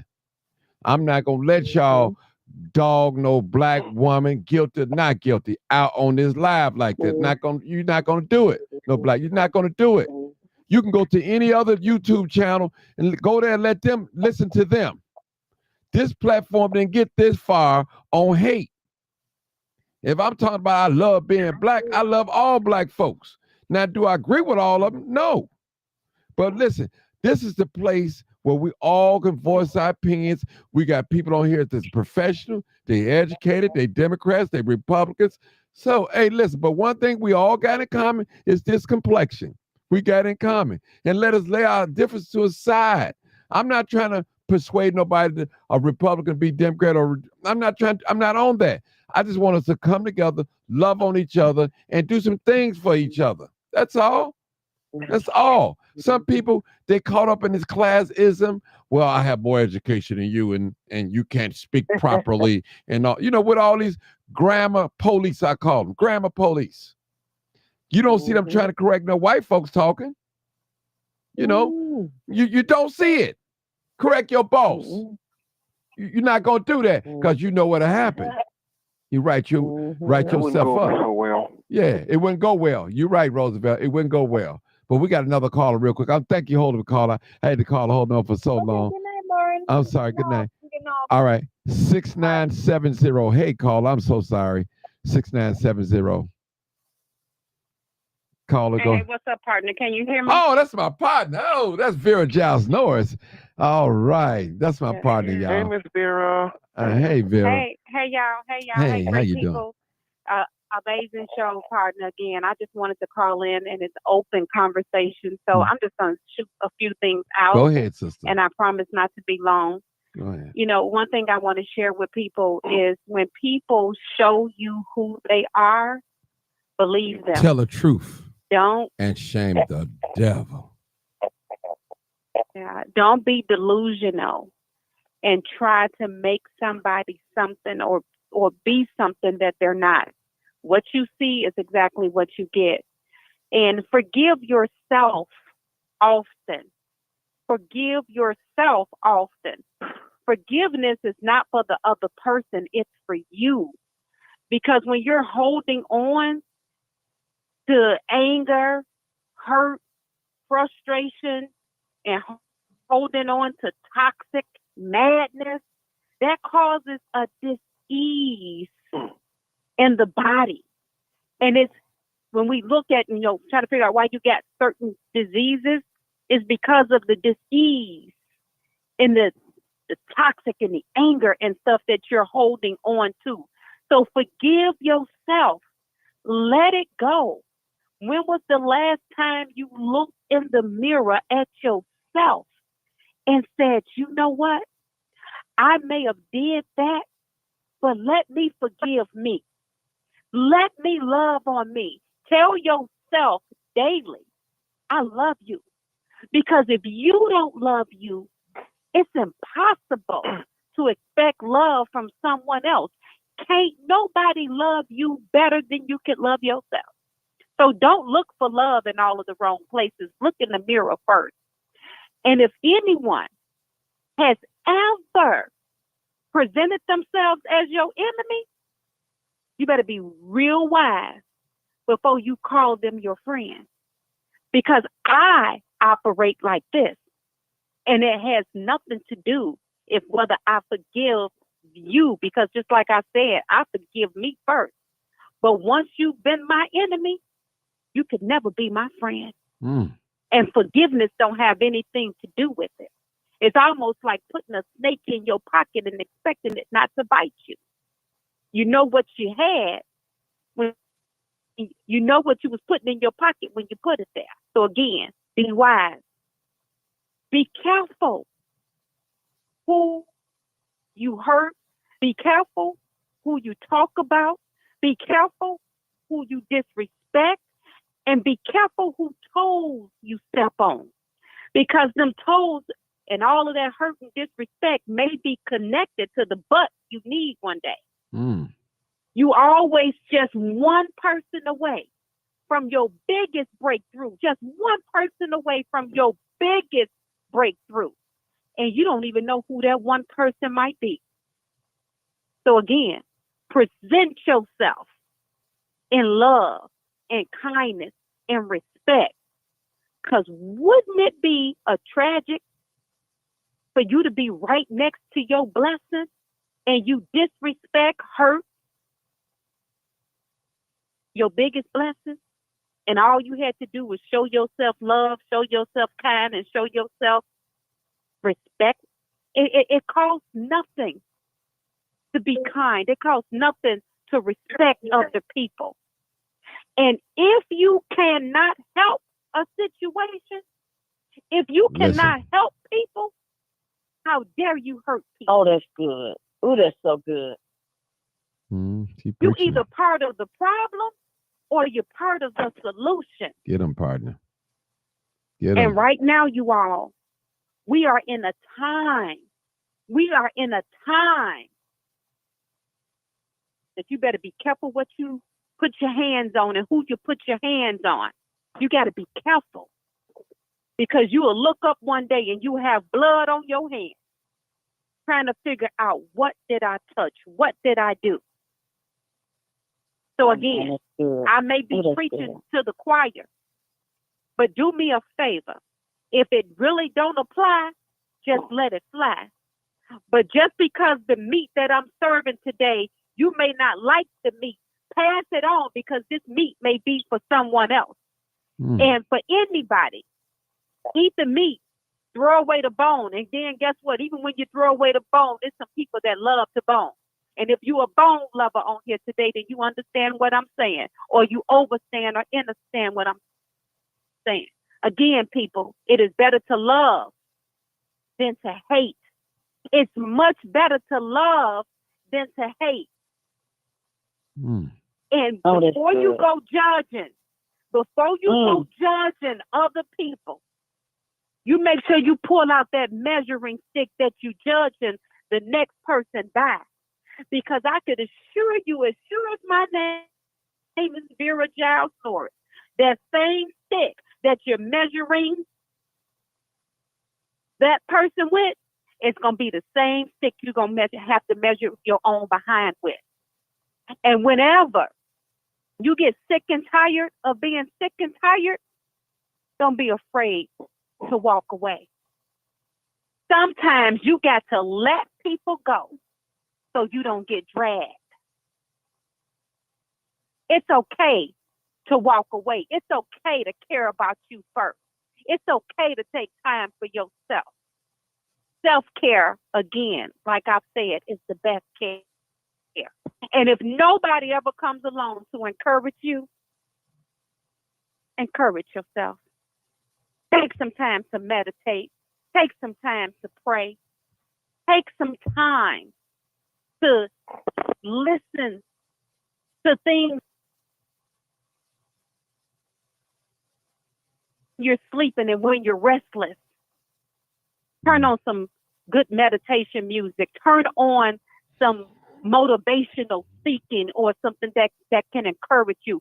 Be careful what you listen to, because just like you are what you eat, you also are what you listen to and what you're hearing and what you're allowing to penetrate you. You know, who you're talking to. The people that you talk to the most are the people you are alike. Who are you talking to? And last but certainly not least, get your business in order. A good man leaves an inheritance for his children's children. If you don't have your business in order, you have done your loved ones a disservice because somebody gonna have to handle your business. So be careful that you don't leave this earth and you don't get your business in order. And concerning leaving this earth, I don't care if you're 19 or 99.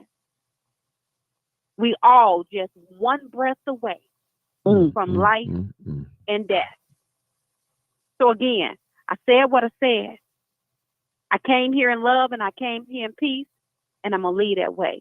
I'm done. Thanks, partner. Thank you, partner. I Lord, needed that word. I Good needed word. that too. Thank you so much. Thank you so much, sister. Thank you so much. Wasn't expecting that, but that's my partner. She's a mouthful, and she loves hard. She's a loyal person. She's a wonderful wife, wonderful grandmother, hard worker, dedicated to the cause. And one thing about her, and she right, she don't play no games. She's straight up and down, straight up and down. Joined.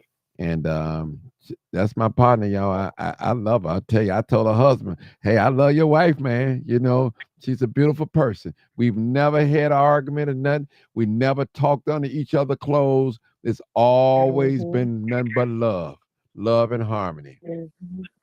I could tell her something in confidence, and I ain't got to worry about it getting back on Facebook, and vice versa. Vice versa. And that's real talk. He's a nice person. Listen, there's only a few people that I really trust. One of them is on here right now. Vera's one, and my other friend on here. She on here. She loved me to death, and I love her. And she's a wonderful wife to her husband. And I know both of them. You know, sometimes, we got the stereotype that two men and women can't be friends without something going on, some hanky-panky going on. But I proved that to be a lie. I'm telling you, it's a lie. You can be attracted, you can like a person and still be straight up with them. They're a beautiful person. You know, one thing about me, people, I always tell people, I love on people. And if I can't bring you no love and blessings, I sure enough ain't gonna bring you no harm. Because listen, I'm really emotional. I don't like my feelings being hurt, so I ain't quick to hurt nobody's feelings. I'm gonna tell the truth, shame the devil, but I'm gonna love on you at the same time. And one thing I ain't gonna do, I ain't gonna lie on you. And I ain't gonna break no couples up, because I didn't put you together. So I don't have the right to break you up. That's my motto. I love on folks. And why you think people come to this platform? Not because I'm trying to bust somebody out or talking about, listen, it's so many conversations. I'm going to say this, y'all, forgive me. So many conversations on this internet about penis and vagina. People love to hear it. Nothing else. Penis and vagina. It's all they want to talk about. Nobody want to talk about going to the next level. Nobody want to talk about let's get right with God. Let's move in a unit. Let's love on one another. We all come from different backgrounds, different religious persuasions. Some from us from the hood. Some of us is not from the hood. We from an affluent community. And I'm not mad at the next person. If the sister's able to go in the bank and get $2,500 out and give it to 25 different young people and give them a word, that's a good thing. Somebody need to hear that. If a sister can go and buy gifts for 100 people while they're in the hospital, listen, that's a good deed, people. That's a good deed. Get sick and get in the hospital and see how many people come and see you. Matter of fact, I'm going to go further than that. Get sick and they know you're sick. They probably won't even call you. Get sick, people. And you'll really find out who really care for you, who in your corner. Get sick and you'll see. Get in need. Hold on, sister. I'm talking.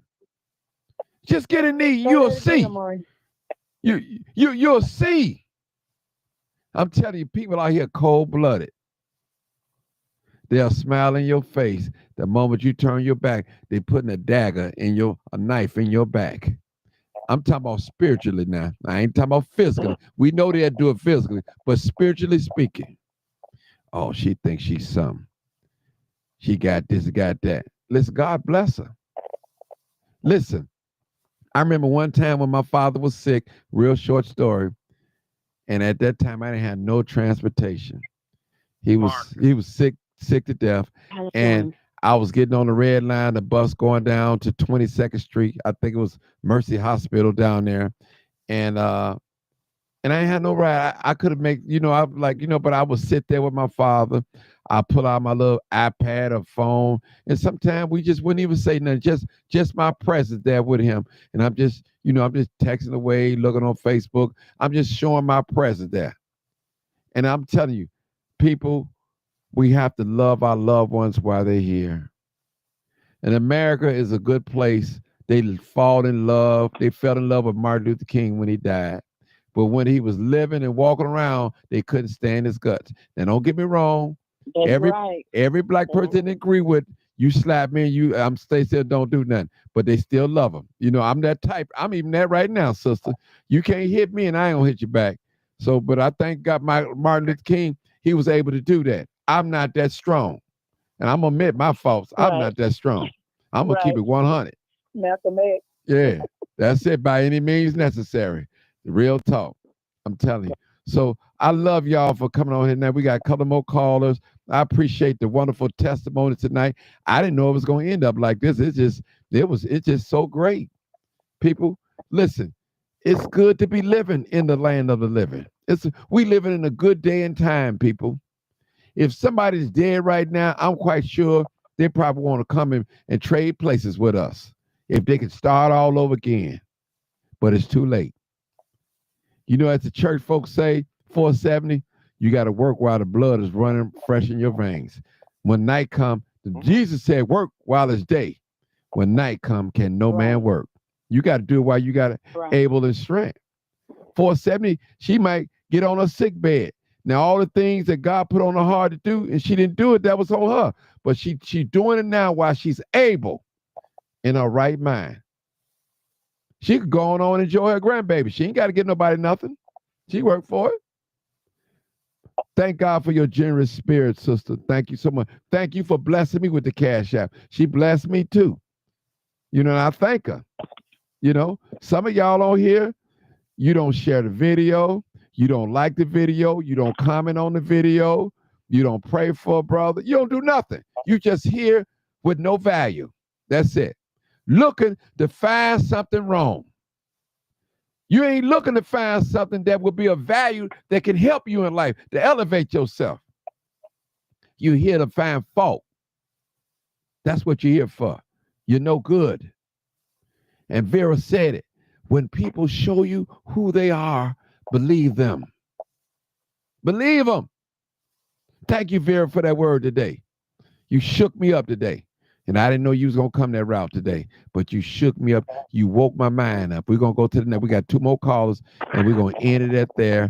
I think we got 912. I believe that's Sarge. I'm not sure. Is that Sarge? 912? Yeah. Oh, okay. Go ahead, Sarge. Open discussion. You can discuss whatever you want. It's open discussion, Sarge, so you don't have to talk about what we talked about. Yeah, I know okay. what it is. Okay. All right. I've been listening. Okay. You got Fannie Williston got disqualified from pursuing Trump in Georgia. Wow. Amen. Good. Go ahead, y'all. Good. I'm keeping my mouth closed. I ain't She cheated saying on her husband too. Yeah, okay. Yeah, that hit the news today here. I don't know about every place else. But Yes, it did. yep, it's like you out of here. What they haven't put on the doggone news other than that is they got a committee in Atlanta they're seeking to disbar her. Mm. You right. They You should. right. They should. Mm. So they're looking to disbar her over this this voter fraud case and the way the YSL case got all jacked up and went really nowhere. Sarge, let me ask you a question. I just want to ask you, Sarge, I want to ask you a question. Now, with that lady you talking, is that the lady that publicly tried to prosecute Trump? Is that the lady?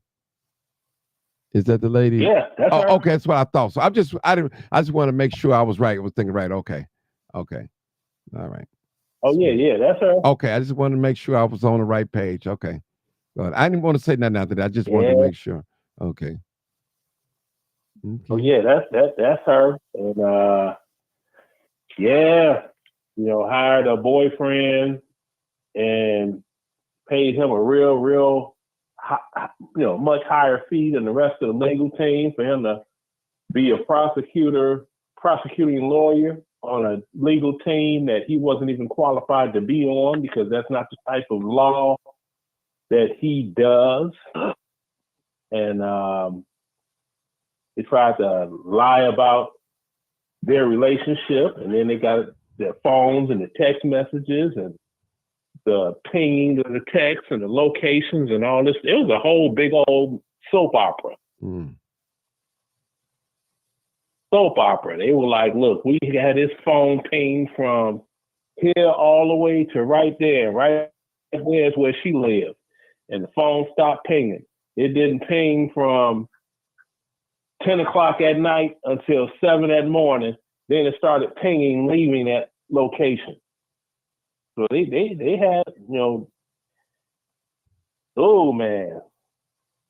And she was, she was in court. So did you see Ashley Merchant took her back to court? That lady is the best attorney I have seen yet. She the one getting Bonnie Willis disbarred, because she the best attorney I have seen. And she was able to get Bonnie Willis sold off the case. Because Bonnie Willis, did you see her saw when she was talking to that white lady, like that white attorney calling her a liar? Yeah, and sitting back in the chair, like, excuse me, I'm that chick. You ain't just gonna talk to me like, yeah. I'm sitting here like, whoa, wait a minute. I'm like, you in the witness stand, and you sitting there telling these lawyers who they ain't gonna talk to you like, when all they're doing is asking you questions because you got this grand illusion that, you think you Keisha Lance Bottoms or something? And so, Martin asked the question to us the other day. He said, "What is ghetto?" Remember, Bonnie Willis was on the stand, and she said, "Oh, I might have a G laying around." Okay, Martin, that's what ghetto is, because white people don't understand that terminology. I got a G laying around, But she was saying she got $1,000 laying around. Mm-hmm. Yeah, no, she said, what, at 15? Talking about, my daddy always told me, keep you a stash of money at home, because you don't know what may happen to the bank. So if I got 15 G's up in the crib, I'm like, 15 G's up in the crib. And then she said, I'm a Hennessy lady. She said, I'm a Hennessy lady. I don't know what y'all is, but I drank Hennessy on a rock or whatever. She was showing her natural born hind parts. I was sitting here like, you really don't know how you making yourself look. And see, the thing that I don't like, this is what I don't like. Whenever you get a situation like that, and then they want to accommodate and consolidate, be like, see, she making black women look bad. No, she ain't. You can't connect all black women to that woman. She making herself look bad. Stop with this group bad looking, making one look like something. We are all individuals. That's all we are ever going to be. So, do the paperwork at the judge. She said, this is what you want? Here it is. This is what you want. So she thought, look, we in the South, we in Georgia, we still ain't arrived till they do not accept disrespect, period. And that's, I tell people all the time, that's one thing. A white man ain't gonna disrespect. He not gonna accept disrespect from no woman, especially a black woman on the stand throwing the paper at us, saying, "This is what you want. This is what you want." And threw the paper all over the desk and everything at the judge. Yeah, it's a Fulton County thing. It's you have a number of people that moved to Atlanta that are not from Georgia, and they acted a plumb fool in every respect of, you know what I mean? don't know how to act at all. They think, Atlanta's the promised land. I'm like, Atlanta is a dump. You can't pay me to live in Atlanta. You know what I'm saying? You can't, I ain't gonna do it. All right, Cop Sarge. Yeah, but they've been seeking to disbar her. This is just the first phase of it. All right, I'm going so to. She's out of there. Yeah. Well, let me just say this. Black women, stay out of these white people fights because you're not gonna last. Trust me. And y'all know once Trump got in that office, he knew he was gonna come out. He had already told he was coming after her. And I don't know the full story. I'm just serious. I'm serious. Got him on a mug shot. Yeah. Got him on a mug shot. So black women, don't let these positions fool y'all now. You know who run this country. You know who run this country now. Yeah. So I'm gonna leave it right there. I'm gonna go to Marcus. You know who run this country now. Come on, Marcus. 9449. You're my last caller. 9449 tonight. Yeah, we know who running this country and been running this country, but I ain't gonna go in that direction. You sent me a video about the Venezuelan gang. Yeah. Go ahead, Marcus. You talk about it. So I will say this. One good thing about this incoming president, what I've seen on that video, and since he has made Chicago ground zero, I can't wait. Now that's one thing I agree with him on. There are some things that I didn't like Mayor Daley, but there were some things that I agree with Mayor Daley on that Rahm Emanuel came and changed. When you have to pay for concerts in the park, you used to didn't have to do that when Daley was in office. A couple of good things he did. So I see what Trump is doing is a good thing because this has gotten out of hand. These Venezuelans are in our neighborhood and they're doing this. And you know who's gonna get blamed for their mayhem? The black teenagers. Yeah. Marcus, what Marcus is talking about, That's I might show basically what I got to say. Okay, what Marcus was talking about, I sent him a video earlier today, and they had a lot of Venezuelans had guns, automatic shock, whatever them things are, rifles and stuff. Sorry about. And I told people when they first got here, I said they was so humble. Everybody was running, giving them blankets and all that. I said, as soon as them people get on their feet, get in the air, they're gonna have guns, just like it. Matter of fact, guns is gonna be given to them. And they came over here with nothing. Yep. With the clothes on their back, with the backpacks or whatever. Now they got all these guns and stuff like that. But I told y'all, don't nobody want to listen. And guess what's going to happen?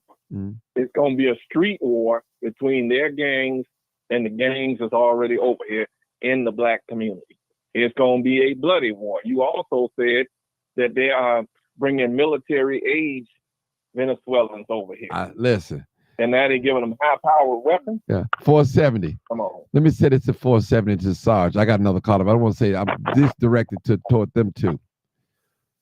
When I looked at them young men, the military age men, help me out, my grammar polices. You know, we got grammar polices out there. And I knew, I said, these are war guys. These guys are coming here for war. Because I have not seen one Venezuelan in a wheelchair or on a cane or older. I'm 56. I haven't even seen one old as me. Seriously. And I was like, man, something's going on. Something is not right with this picture. What's going on? I said, the stage is being set. But that's all I had to say. I got documentation piece conversation. Go ahead, 510. You're live, uncut, unedited. I promise this is my last caller. No more calls, people. No more calls. Go ahead, 510. Oh man, I'm always your last call. How you doing, Marty? Yeah, this is me. I'm sorry, brother. I mean, I was trying to close up, but go ahead. No, it's all good, man. This is John from Oakland, man. This is my attorney. This is a JD in the house. Lord have mercy. We got doctors and all types of stuff in the house, boy. Go ahead, my brother. Whatever you want to say, brother. We're gonna collaborate. That's what we're gonna collaborate Listen, brother, that's what all I'm trying to do, brother. I'm not trying to line my pockets up with no money. It ain't about clout. I got clout already, brother. Trust me. I just want to see us get together and do something great, brother. And like I tell a person, if you're a Democrat, you can be a Democrat. If you're a Republican, I'm not trying to change nobody. Let's do something as a collect, as a group this time. That's all I'm asking. We come Well, that's together. what I told you last night. I told you last night, Martin. I want to reiterate what I said last night. I said, look, the pace of your show is such that it's engaging to the audience, right? Right. People may not agree, right? Right. But you come across as fair. Right. Now, for me, with my background, my legal background, everything that I got, in terms of analysis, I look up to people like you that are willing to, okay, I'm gonna equate you to somebody, right? There's a channel called Burgundy Blue, right? I know Burgundy Blue. She doesn't seem to present herself in good faith. What you're doing is you're offering people to undertake an analysis, and I'm gonna tell you, like, I'm sorry. I mean, maybe this is my coastal elite upbringing, me being from Chicago and growing up in Oakland, but the last two callers I heard, they just sound real country, and we need to get away from that. We need to get away from that. We need to be more godly. Now, I'm going to just add into what I said last night with Tiffany. I really hope that she repents, that she does an about face, and that's it. But if you want me to chime in tonight's topic, I will. No, I want to ask you something. What do you mean about country? I mean, is that a pro? I just help me. I want to know because I don't want no confusion. I mean, what do you mean by country? Help me out, brother. Help me out. It's a great migration from the South to different parts of the country, right? So a lot of us came from Louisiana. My family, my plantation was from Tennessee, but I'm saying that there's sometimes that we migrate and we still adopt this very country attitude, I'm getting an echo on my end. That means you got some. What is a country attitude? Okay, hold on. I'm gonna give everybody a chance to respond. The two country people he was talking about, but I need everybody to turn their audio down. Turn your Facebook or YouTube down, or put your phone on mute until I call on you. Okay. Yeah, really, it's just succinctly public corruption. We need to do better for our people, and that's it. And we cut corners when we deal with our people. And I know everybody that's listening to this call has dealt with brothers on their end that treat them with a slave mentality, with a mentality that we're not there together for us, our people. It's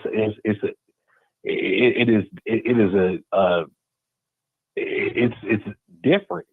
People don't give a hell about speaking correctly, being on point and stuff like that. That's what I was saying last night. That's why I was disappointed with Tiffany. So, we got to grab my police in here, y'all. All right, yo, yeah. I feel you, brother. Yeah, for sure. I feel you. I feel you. If you can't speak, you can't speak. And, you don't have to be a hoe in your own time. I mean, don't. I mean, if you not like I gave you a compliment for being concise and being direct with your speech, Martin. A lot of people talk in circles. Yeah. Yeah. Well, anybody want to respond? I mean, I do. This is Dr. It'd be nice if he could be more definitive on the statement that he made in reference to people are sounding country. Could you elaborate on that, please? No. Oh, wow. I kind of get what he's saying, but I'm not going to take up for him. I'm sorry. That's just like saying Willie Wilson is country, which he does speak country. Why should we take that from him? I mean, why should we take anyone that sounds country away from him? That's our culture. So what? No, just be succinct in what you're saying. I don't care about the twang or what dialect you have. Just be succinct. It's not always about just speaking so that you can hear your own self speak. You have to be direct. Okay, I get what you're saying, but Willie Wilson is one of the multi-millionaires in the United States. And I barely got enough money to pay 3 months rent. That doesn't make him smarter than me. This life is not a meritocracy. But I did not say that. But he speaks very country, and people do talk about his tone and his the way he speaks. So I don't, we don't never say, oh, the Chinese speak the Chinese way or the Spanish people speak their way. No, I do say that. I do say that because I mean, I'm actually, I will say that real quick. No, I don't care if you can't speak a dialect that I can understand. You need to get it together, whether it's my people or them. Well, some whoever. people don't read. A lot of us don't read either, sir. A lot of us don't read, so therefore we don't know our words as well as you might be able to, reflect your words. No, I It comes appreciate from that. reading. You understand that, right? I'm compassionate. I come from a long line of public school teachers, right? I'm very compassionate with the challenges that we have. I'm just saying that I know brothers here in Oakland, California, from the hood. We have a streak of Black nationalism. We have an understanding. Hold on. We have an understanding that we have to be better within our community. We communicate well. Right, attorney, hold on, attorney. I need you. Hold on, Tiffany. I have a question. It's an echo. It's an echo. Attorney. Turn down your. You got YouTube or Facebook or I don't have anything speakerphone. on. Somebody got something on. I don't have anything on. Somebody got You're something. talking about I'm Ebonics. gonna take it. Is that better? Turn up. Yeah, that's better. Go ahead. You're talking about Ebonics. Okay, go. That's better. You're talking about Ebonics. That's what white folks called it. White folks used to call it Ebonics, Martin.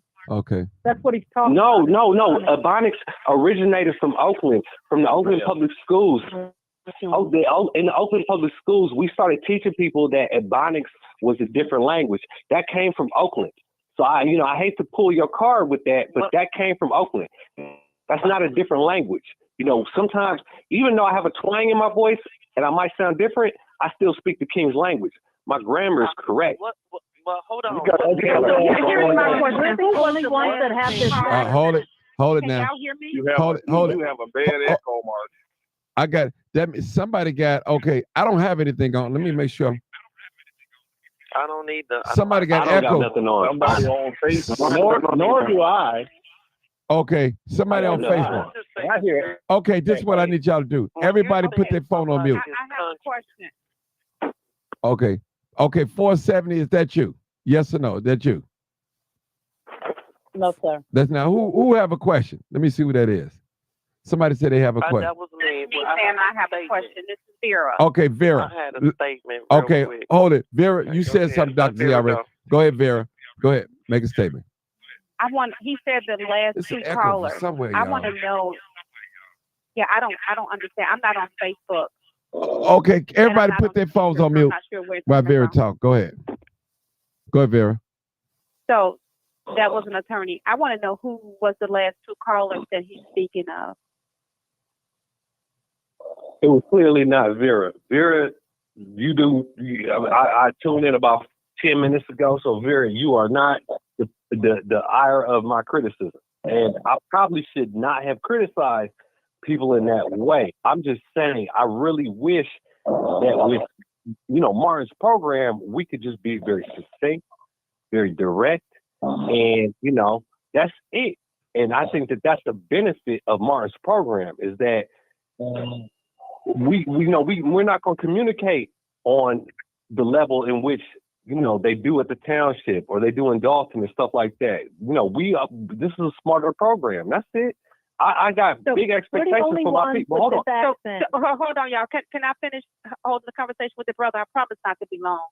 Go ahead, sir. I'm gonna let you speak, and I just want to respond. No, I just have big expectations for my people. And so, Vera, you are not the ire or the object of my statement. I apologize, actually, if I, came across as such. I'm just saying that when I hear conversations and they're cyclical and they're not getting to a place and people are just listening to themselves speak and loving the way that their voices sound, to themselves, like I can't tolerate that. But I do appreciate how you communicate, Vera. So I apologize if you got lumped into what I was saying.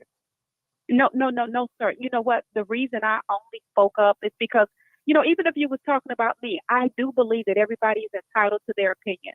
However, going back to what I said originally, we must be careful how we use our tongue and what we say about other people. Because as sure as you can throw a dagger at someone who may speak a little country, let them talk how they talk. People need to be able to express themselves. I come Vera, from the South. you know, when I say, I should apologize when I say country. I mean to be indirect, and sometimes you are very direct. So I just wish that people would value words and value language in the way in which you're doing now. You're very succinct with your communication. So when I tune into Martin's program, I look for this, not look for people who are talking in circles. That's it. And so I was out of place with saying the last two callers. I do want to apologize for that. And you know what? And I can appreciate you at least apologizing, because that's a big boy move, a big man move. Let me correct myself. But even to the last two callers, whoever it was, I encourage. But Vera, let me ask you a question. Have you been following Dalton? You know what? I have followed, and I followed from afar off, because I don't have a lot of business in Dalton. However, I don't have anything good or bad to say about the situation. I respect that. And well, Vera, I'm you sound like a very intelligent person. Can I ask you another question?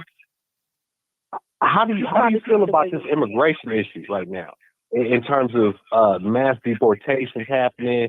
Do you feel like the people who voted for Trump are now getting their comeuppance? I would love to hear what you got to say, because you sound extremely intelligent. Hey, hold on, 510. Take over your show. 510. I'm an attorney, so I got to ask questions. 510, real quick. 510. Hold on, 510. It's got to be you with the echo. Is something playing like a YouTube or Facebook? Is it playing? Oh, you know what? Is that better? Man, turn it all the way off. Turn it all the way off. Because I got you off the speakerphone. There's no echo on my end. Okay, turn it down just a little bit. I still hear a little feedback. Mic check. Let me see. You know what? I can call back if it's going to disturb your audio. No, don't go nowhere. We've been talk to you. Go ahead. Because I got another caller anyway. Go ahead. I want to hear what Vera. If Vera wants, I want to hear. If Vera sounds like she got something to say. I'm curious to hear what a black woman has to say about the question I asked. Hold on. If Vera wants to answer, she will. Go ahead. This black woman want to respond to you. Thank you. When you said the last two callers sound country. So evidently you didn't listen at what Vera said. Everybody got strength in different areas. Just because you say proper English, whatever that is, it don't make you no better than the next person. That's right. So everybody got different strengths. I graduated from Georgia Tech, magna cum laude with a 4.2 average. Did you do that? That part.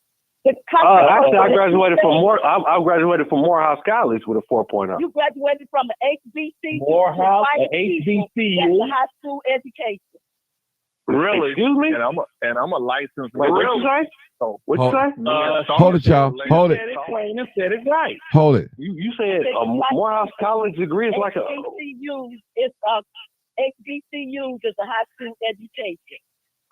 And that's yeah. Well, you know what? That's you could tell a Morehouse man a whole lot of stuff, but not really that. Like, where do you work at, sir? Where do you work? I'm an attorney. You don't have to tell us that. You don't have to tell us that. My thing is, because we got to calm my nerves down. My thing is this: that you, like Vera said, you want to try not to be biased. You know, when you're speaking, because you were very biased. You actually offended a lot of us. Like, because I sound country too, and I got 2 whole PhDs. I sound very country at times. And it's not country. Well, I'm sitting here tripping off of the fact that this chick told me that because I graduated from a HBCU that somehow that's different. And you a chick too. Martin. Yeah, I see where it's going. We're gonna listen. Hold it. Hold it, y'all. Hold it. I see where it's going. We not listen.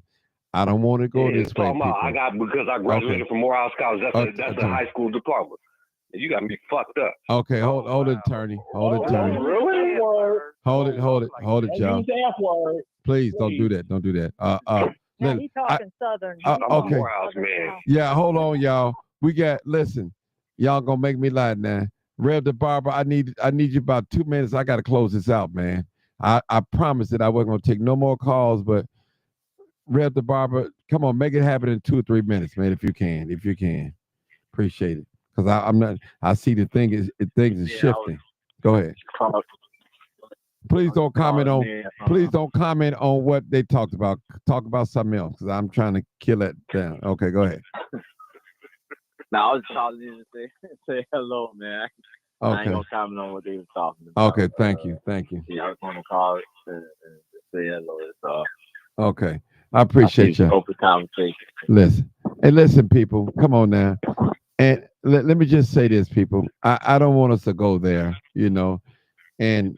and what we don't do on here, attorney, and we don't we don't disrespect each other, and I understand you felt disrespected when she said that's like a high school education. I understand it. I think that was a form of disrespect as well. So let us respect each other, universities and all that. I mean, because all you guys are educated on here. It's just interesting that Georgia Tech has been known for racial incidents, not Morehouse College, man. We raised black men. Martin, if I may. Can I say something? Okay. But you want to be on the overseer team. Martin, if I may. Go ahead, Marcus. I mean, no, let Sarge go. Let Sarge. Can I Marcus. say something? Yeah, I'll let you, but let Sarge go. Then you, Marcus. Go ahead, Sarge. Make it quick, Sarge, please. I'm going to make it very quick. I'm a graduate of Paul Robeson High School in Chicago. No education any further than that. I have written a book. I'm an author. I have not punched anybody's clock since I was, 45 years old? I'm going to be 62 next year. Nice. I'm in my third home. I'm not renting, okay? I haven't rented in so long. It's a joke. So it's not the degrees behind someone for their collegiate activity, okay? That doesn't mean anything. A degree is nothing but a pretty piece of paper that sits on a wall if you ain't making no money off of it. Tell your girl from Georgia Tech that. Tell your girl from Georgia Tech that. Bruh.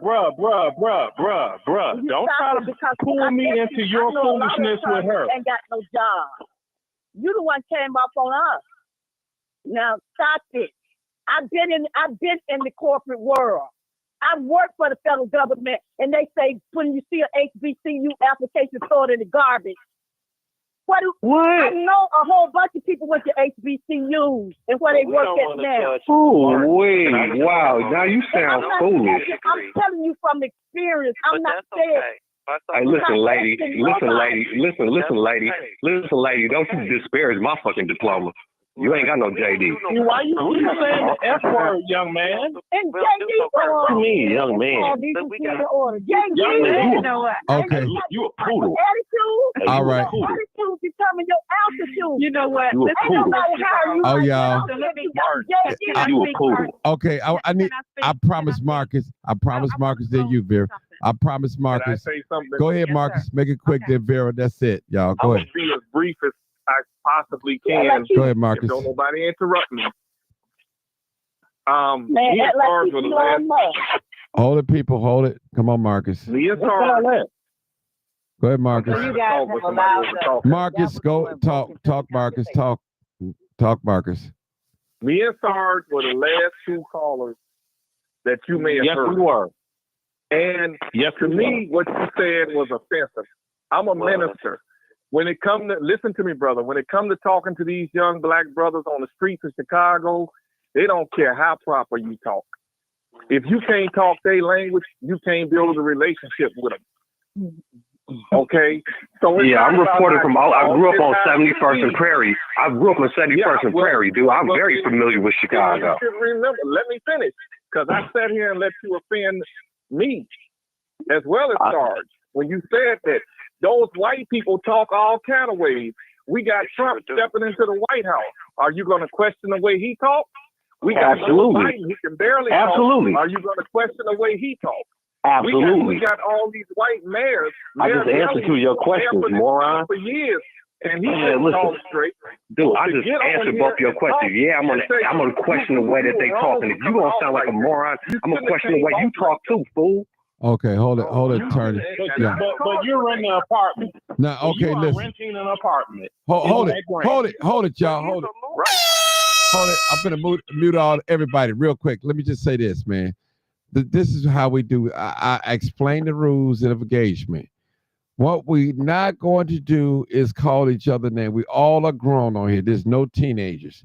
A lot of us are college educated, some of us not. Okay. Let us respect each other's degrees and accolades, and let us respect that. So I don't want I don't want nobody to be called out their name. It's not about that, people. I'm bringing us all together. Now, everybody in here don't know each other. Some people know each other just by conversation. Okay, hold on, Mr. Attorney. Well, hold let on. me apologize to Vera. Let me apologize to Vera because I know she spent a lot of time getting her degree in animal husbandry or whatever it was at Georgia Tech. I respect that. I don't understand that because why didn't you apologize to everyone? You know that was a fake ass apology. I'm not apologizing to you. I'm not even apologizing to Vera. I'm just being an asshole right now. Yeah, hold on. Yeah, I know. He said animalology. That's a diss to her. She got a degree in animalology. Okay, hold it, y'all. Listen, hold it. Everybody,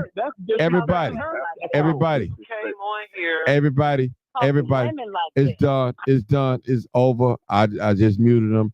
It's done. I mean, it's done. We were going so great at the end. It just like went wild. It's done. Yes, we were. Everybody. Yeah. And I still would like to speak. Go ahead, Martin, Vera. Go ahead. When we get Go to ahead, the Vera. end. Go ahead. You know what? This is a prime example of when it don't apply.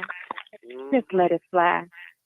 You know, the enemy comes to rob, steal, and destroy.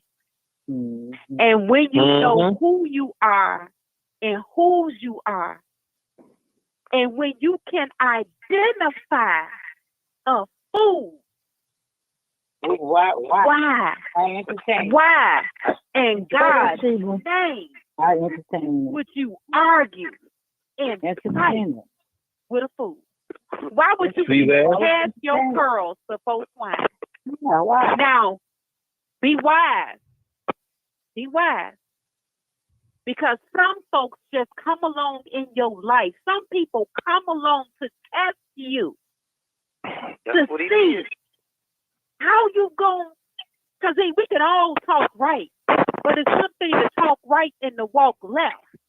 But it's a whole nother strength. It's a whole, give me a word.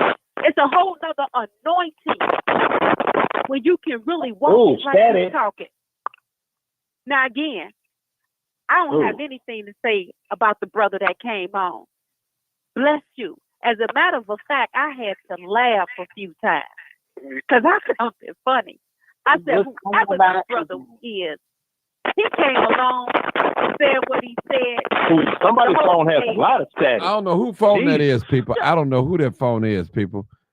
I don't know who phone is it with all that He stuff. came along and shook the whole stage up. They sure did. And that's fine. Because that's what we have to learn how to do as a people, to hold on. Talk how you talk. Walk how you walk. Look in the mirror. Whatever you got, you what you got. I come from people, my family from the South. Sometimes you couldn't understand, overstand, or understand what they were saying. But that's what you do. You listen.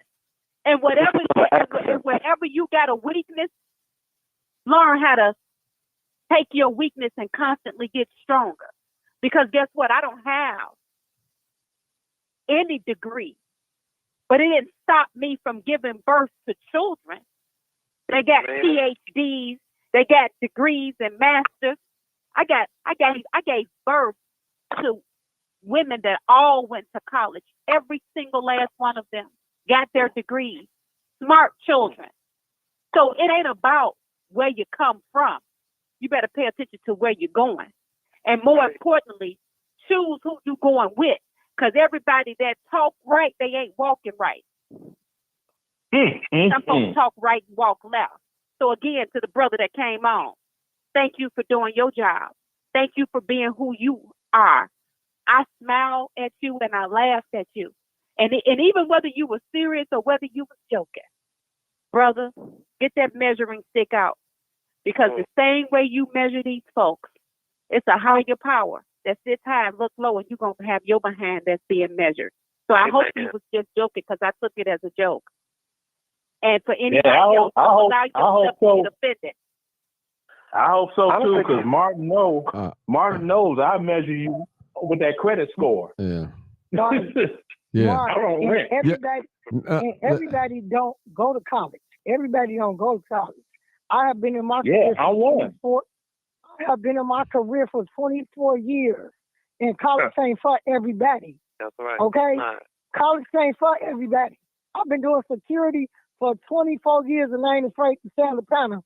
By the grace of God, God been keeping, this is my profession. College ain't for everybody. College ain't for everybody. Okay. And the thing is, it's not even. Okay. It's not about college. It was just a different accent. There was an accent down what he's there. talking about. He wasn't talking about. Hold on, he wasn't talking about college. Chicago. Young ladies. Listen, okay. Chicago people have a different accent. Hold it. Go ahead. Talking about and I told him the language. He wasn't talking about college. He was not talking about the college He was system. talking about the language. The language. He was talking about people. Come on. He was talking about the language. He talking about the Me and Stars used. Guess what? Hold it, sister. Hold it. Hold it, sister. Hold it. Hold it. But that's all right. Yeah. Okay. Hold it, please, y'all. Thank you. Listen, that's why I tried to get off. I shouldn't even took that call. It wouldn't even happen. We had a great show. I am not trying to take it there. Because Don't worry about that, Martin. I know. I just see. Don't feel bad, Martin. Martin, don't put that on you. All right. I won't.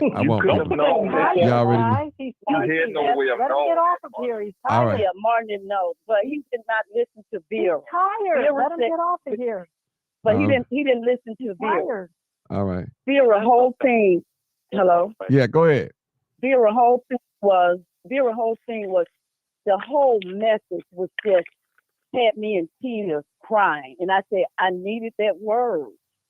And the Bible even said, the devil come to sift you as wheat, and he knows how to say what to say to get you out of your composure and make you forget about the message Vera said. But what if he's on the phone? I want to say this. One thing Vera did say: be careful who you put your mouth on, because you don't know who God got in His trenches as angels unaware. And I'm telling you about me, brother. The scripture said, "Do not touch my." Hold it, sister. Hold it, man. Hold it. You done 470? Yes, sir. You breaking up? Okay, you done? Are you done? Because I gotta go. No, I was just saying. He's gonna say F me. He's gonna say, call me an animal. I'm just man. I'm a woman of God. God will twist your mouth all the way around talking about me. It was the man in the Bible was talking about a prophet. Baby. He was laughing about it. Let it go. It's just a phone. Let it go. It's just a phone. Just let it go. Who cares anymore? He's gone. All right, y'all. You already know what it is. Yeah. You already know what it is. Let's let you go to bed. I'm gone. I'm done. Live, uncut, unedited. Good night. Tell the truth And what? and shame the devil.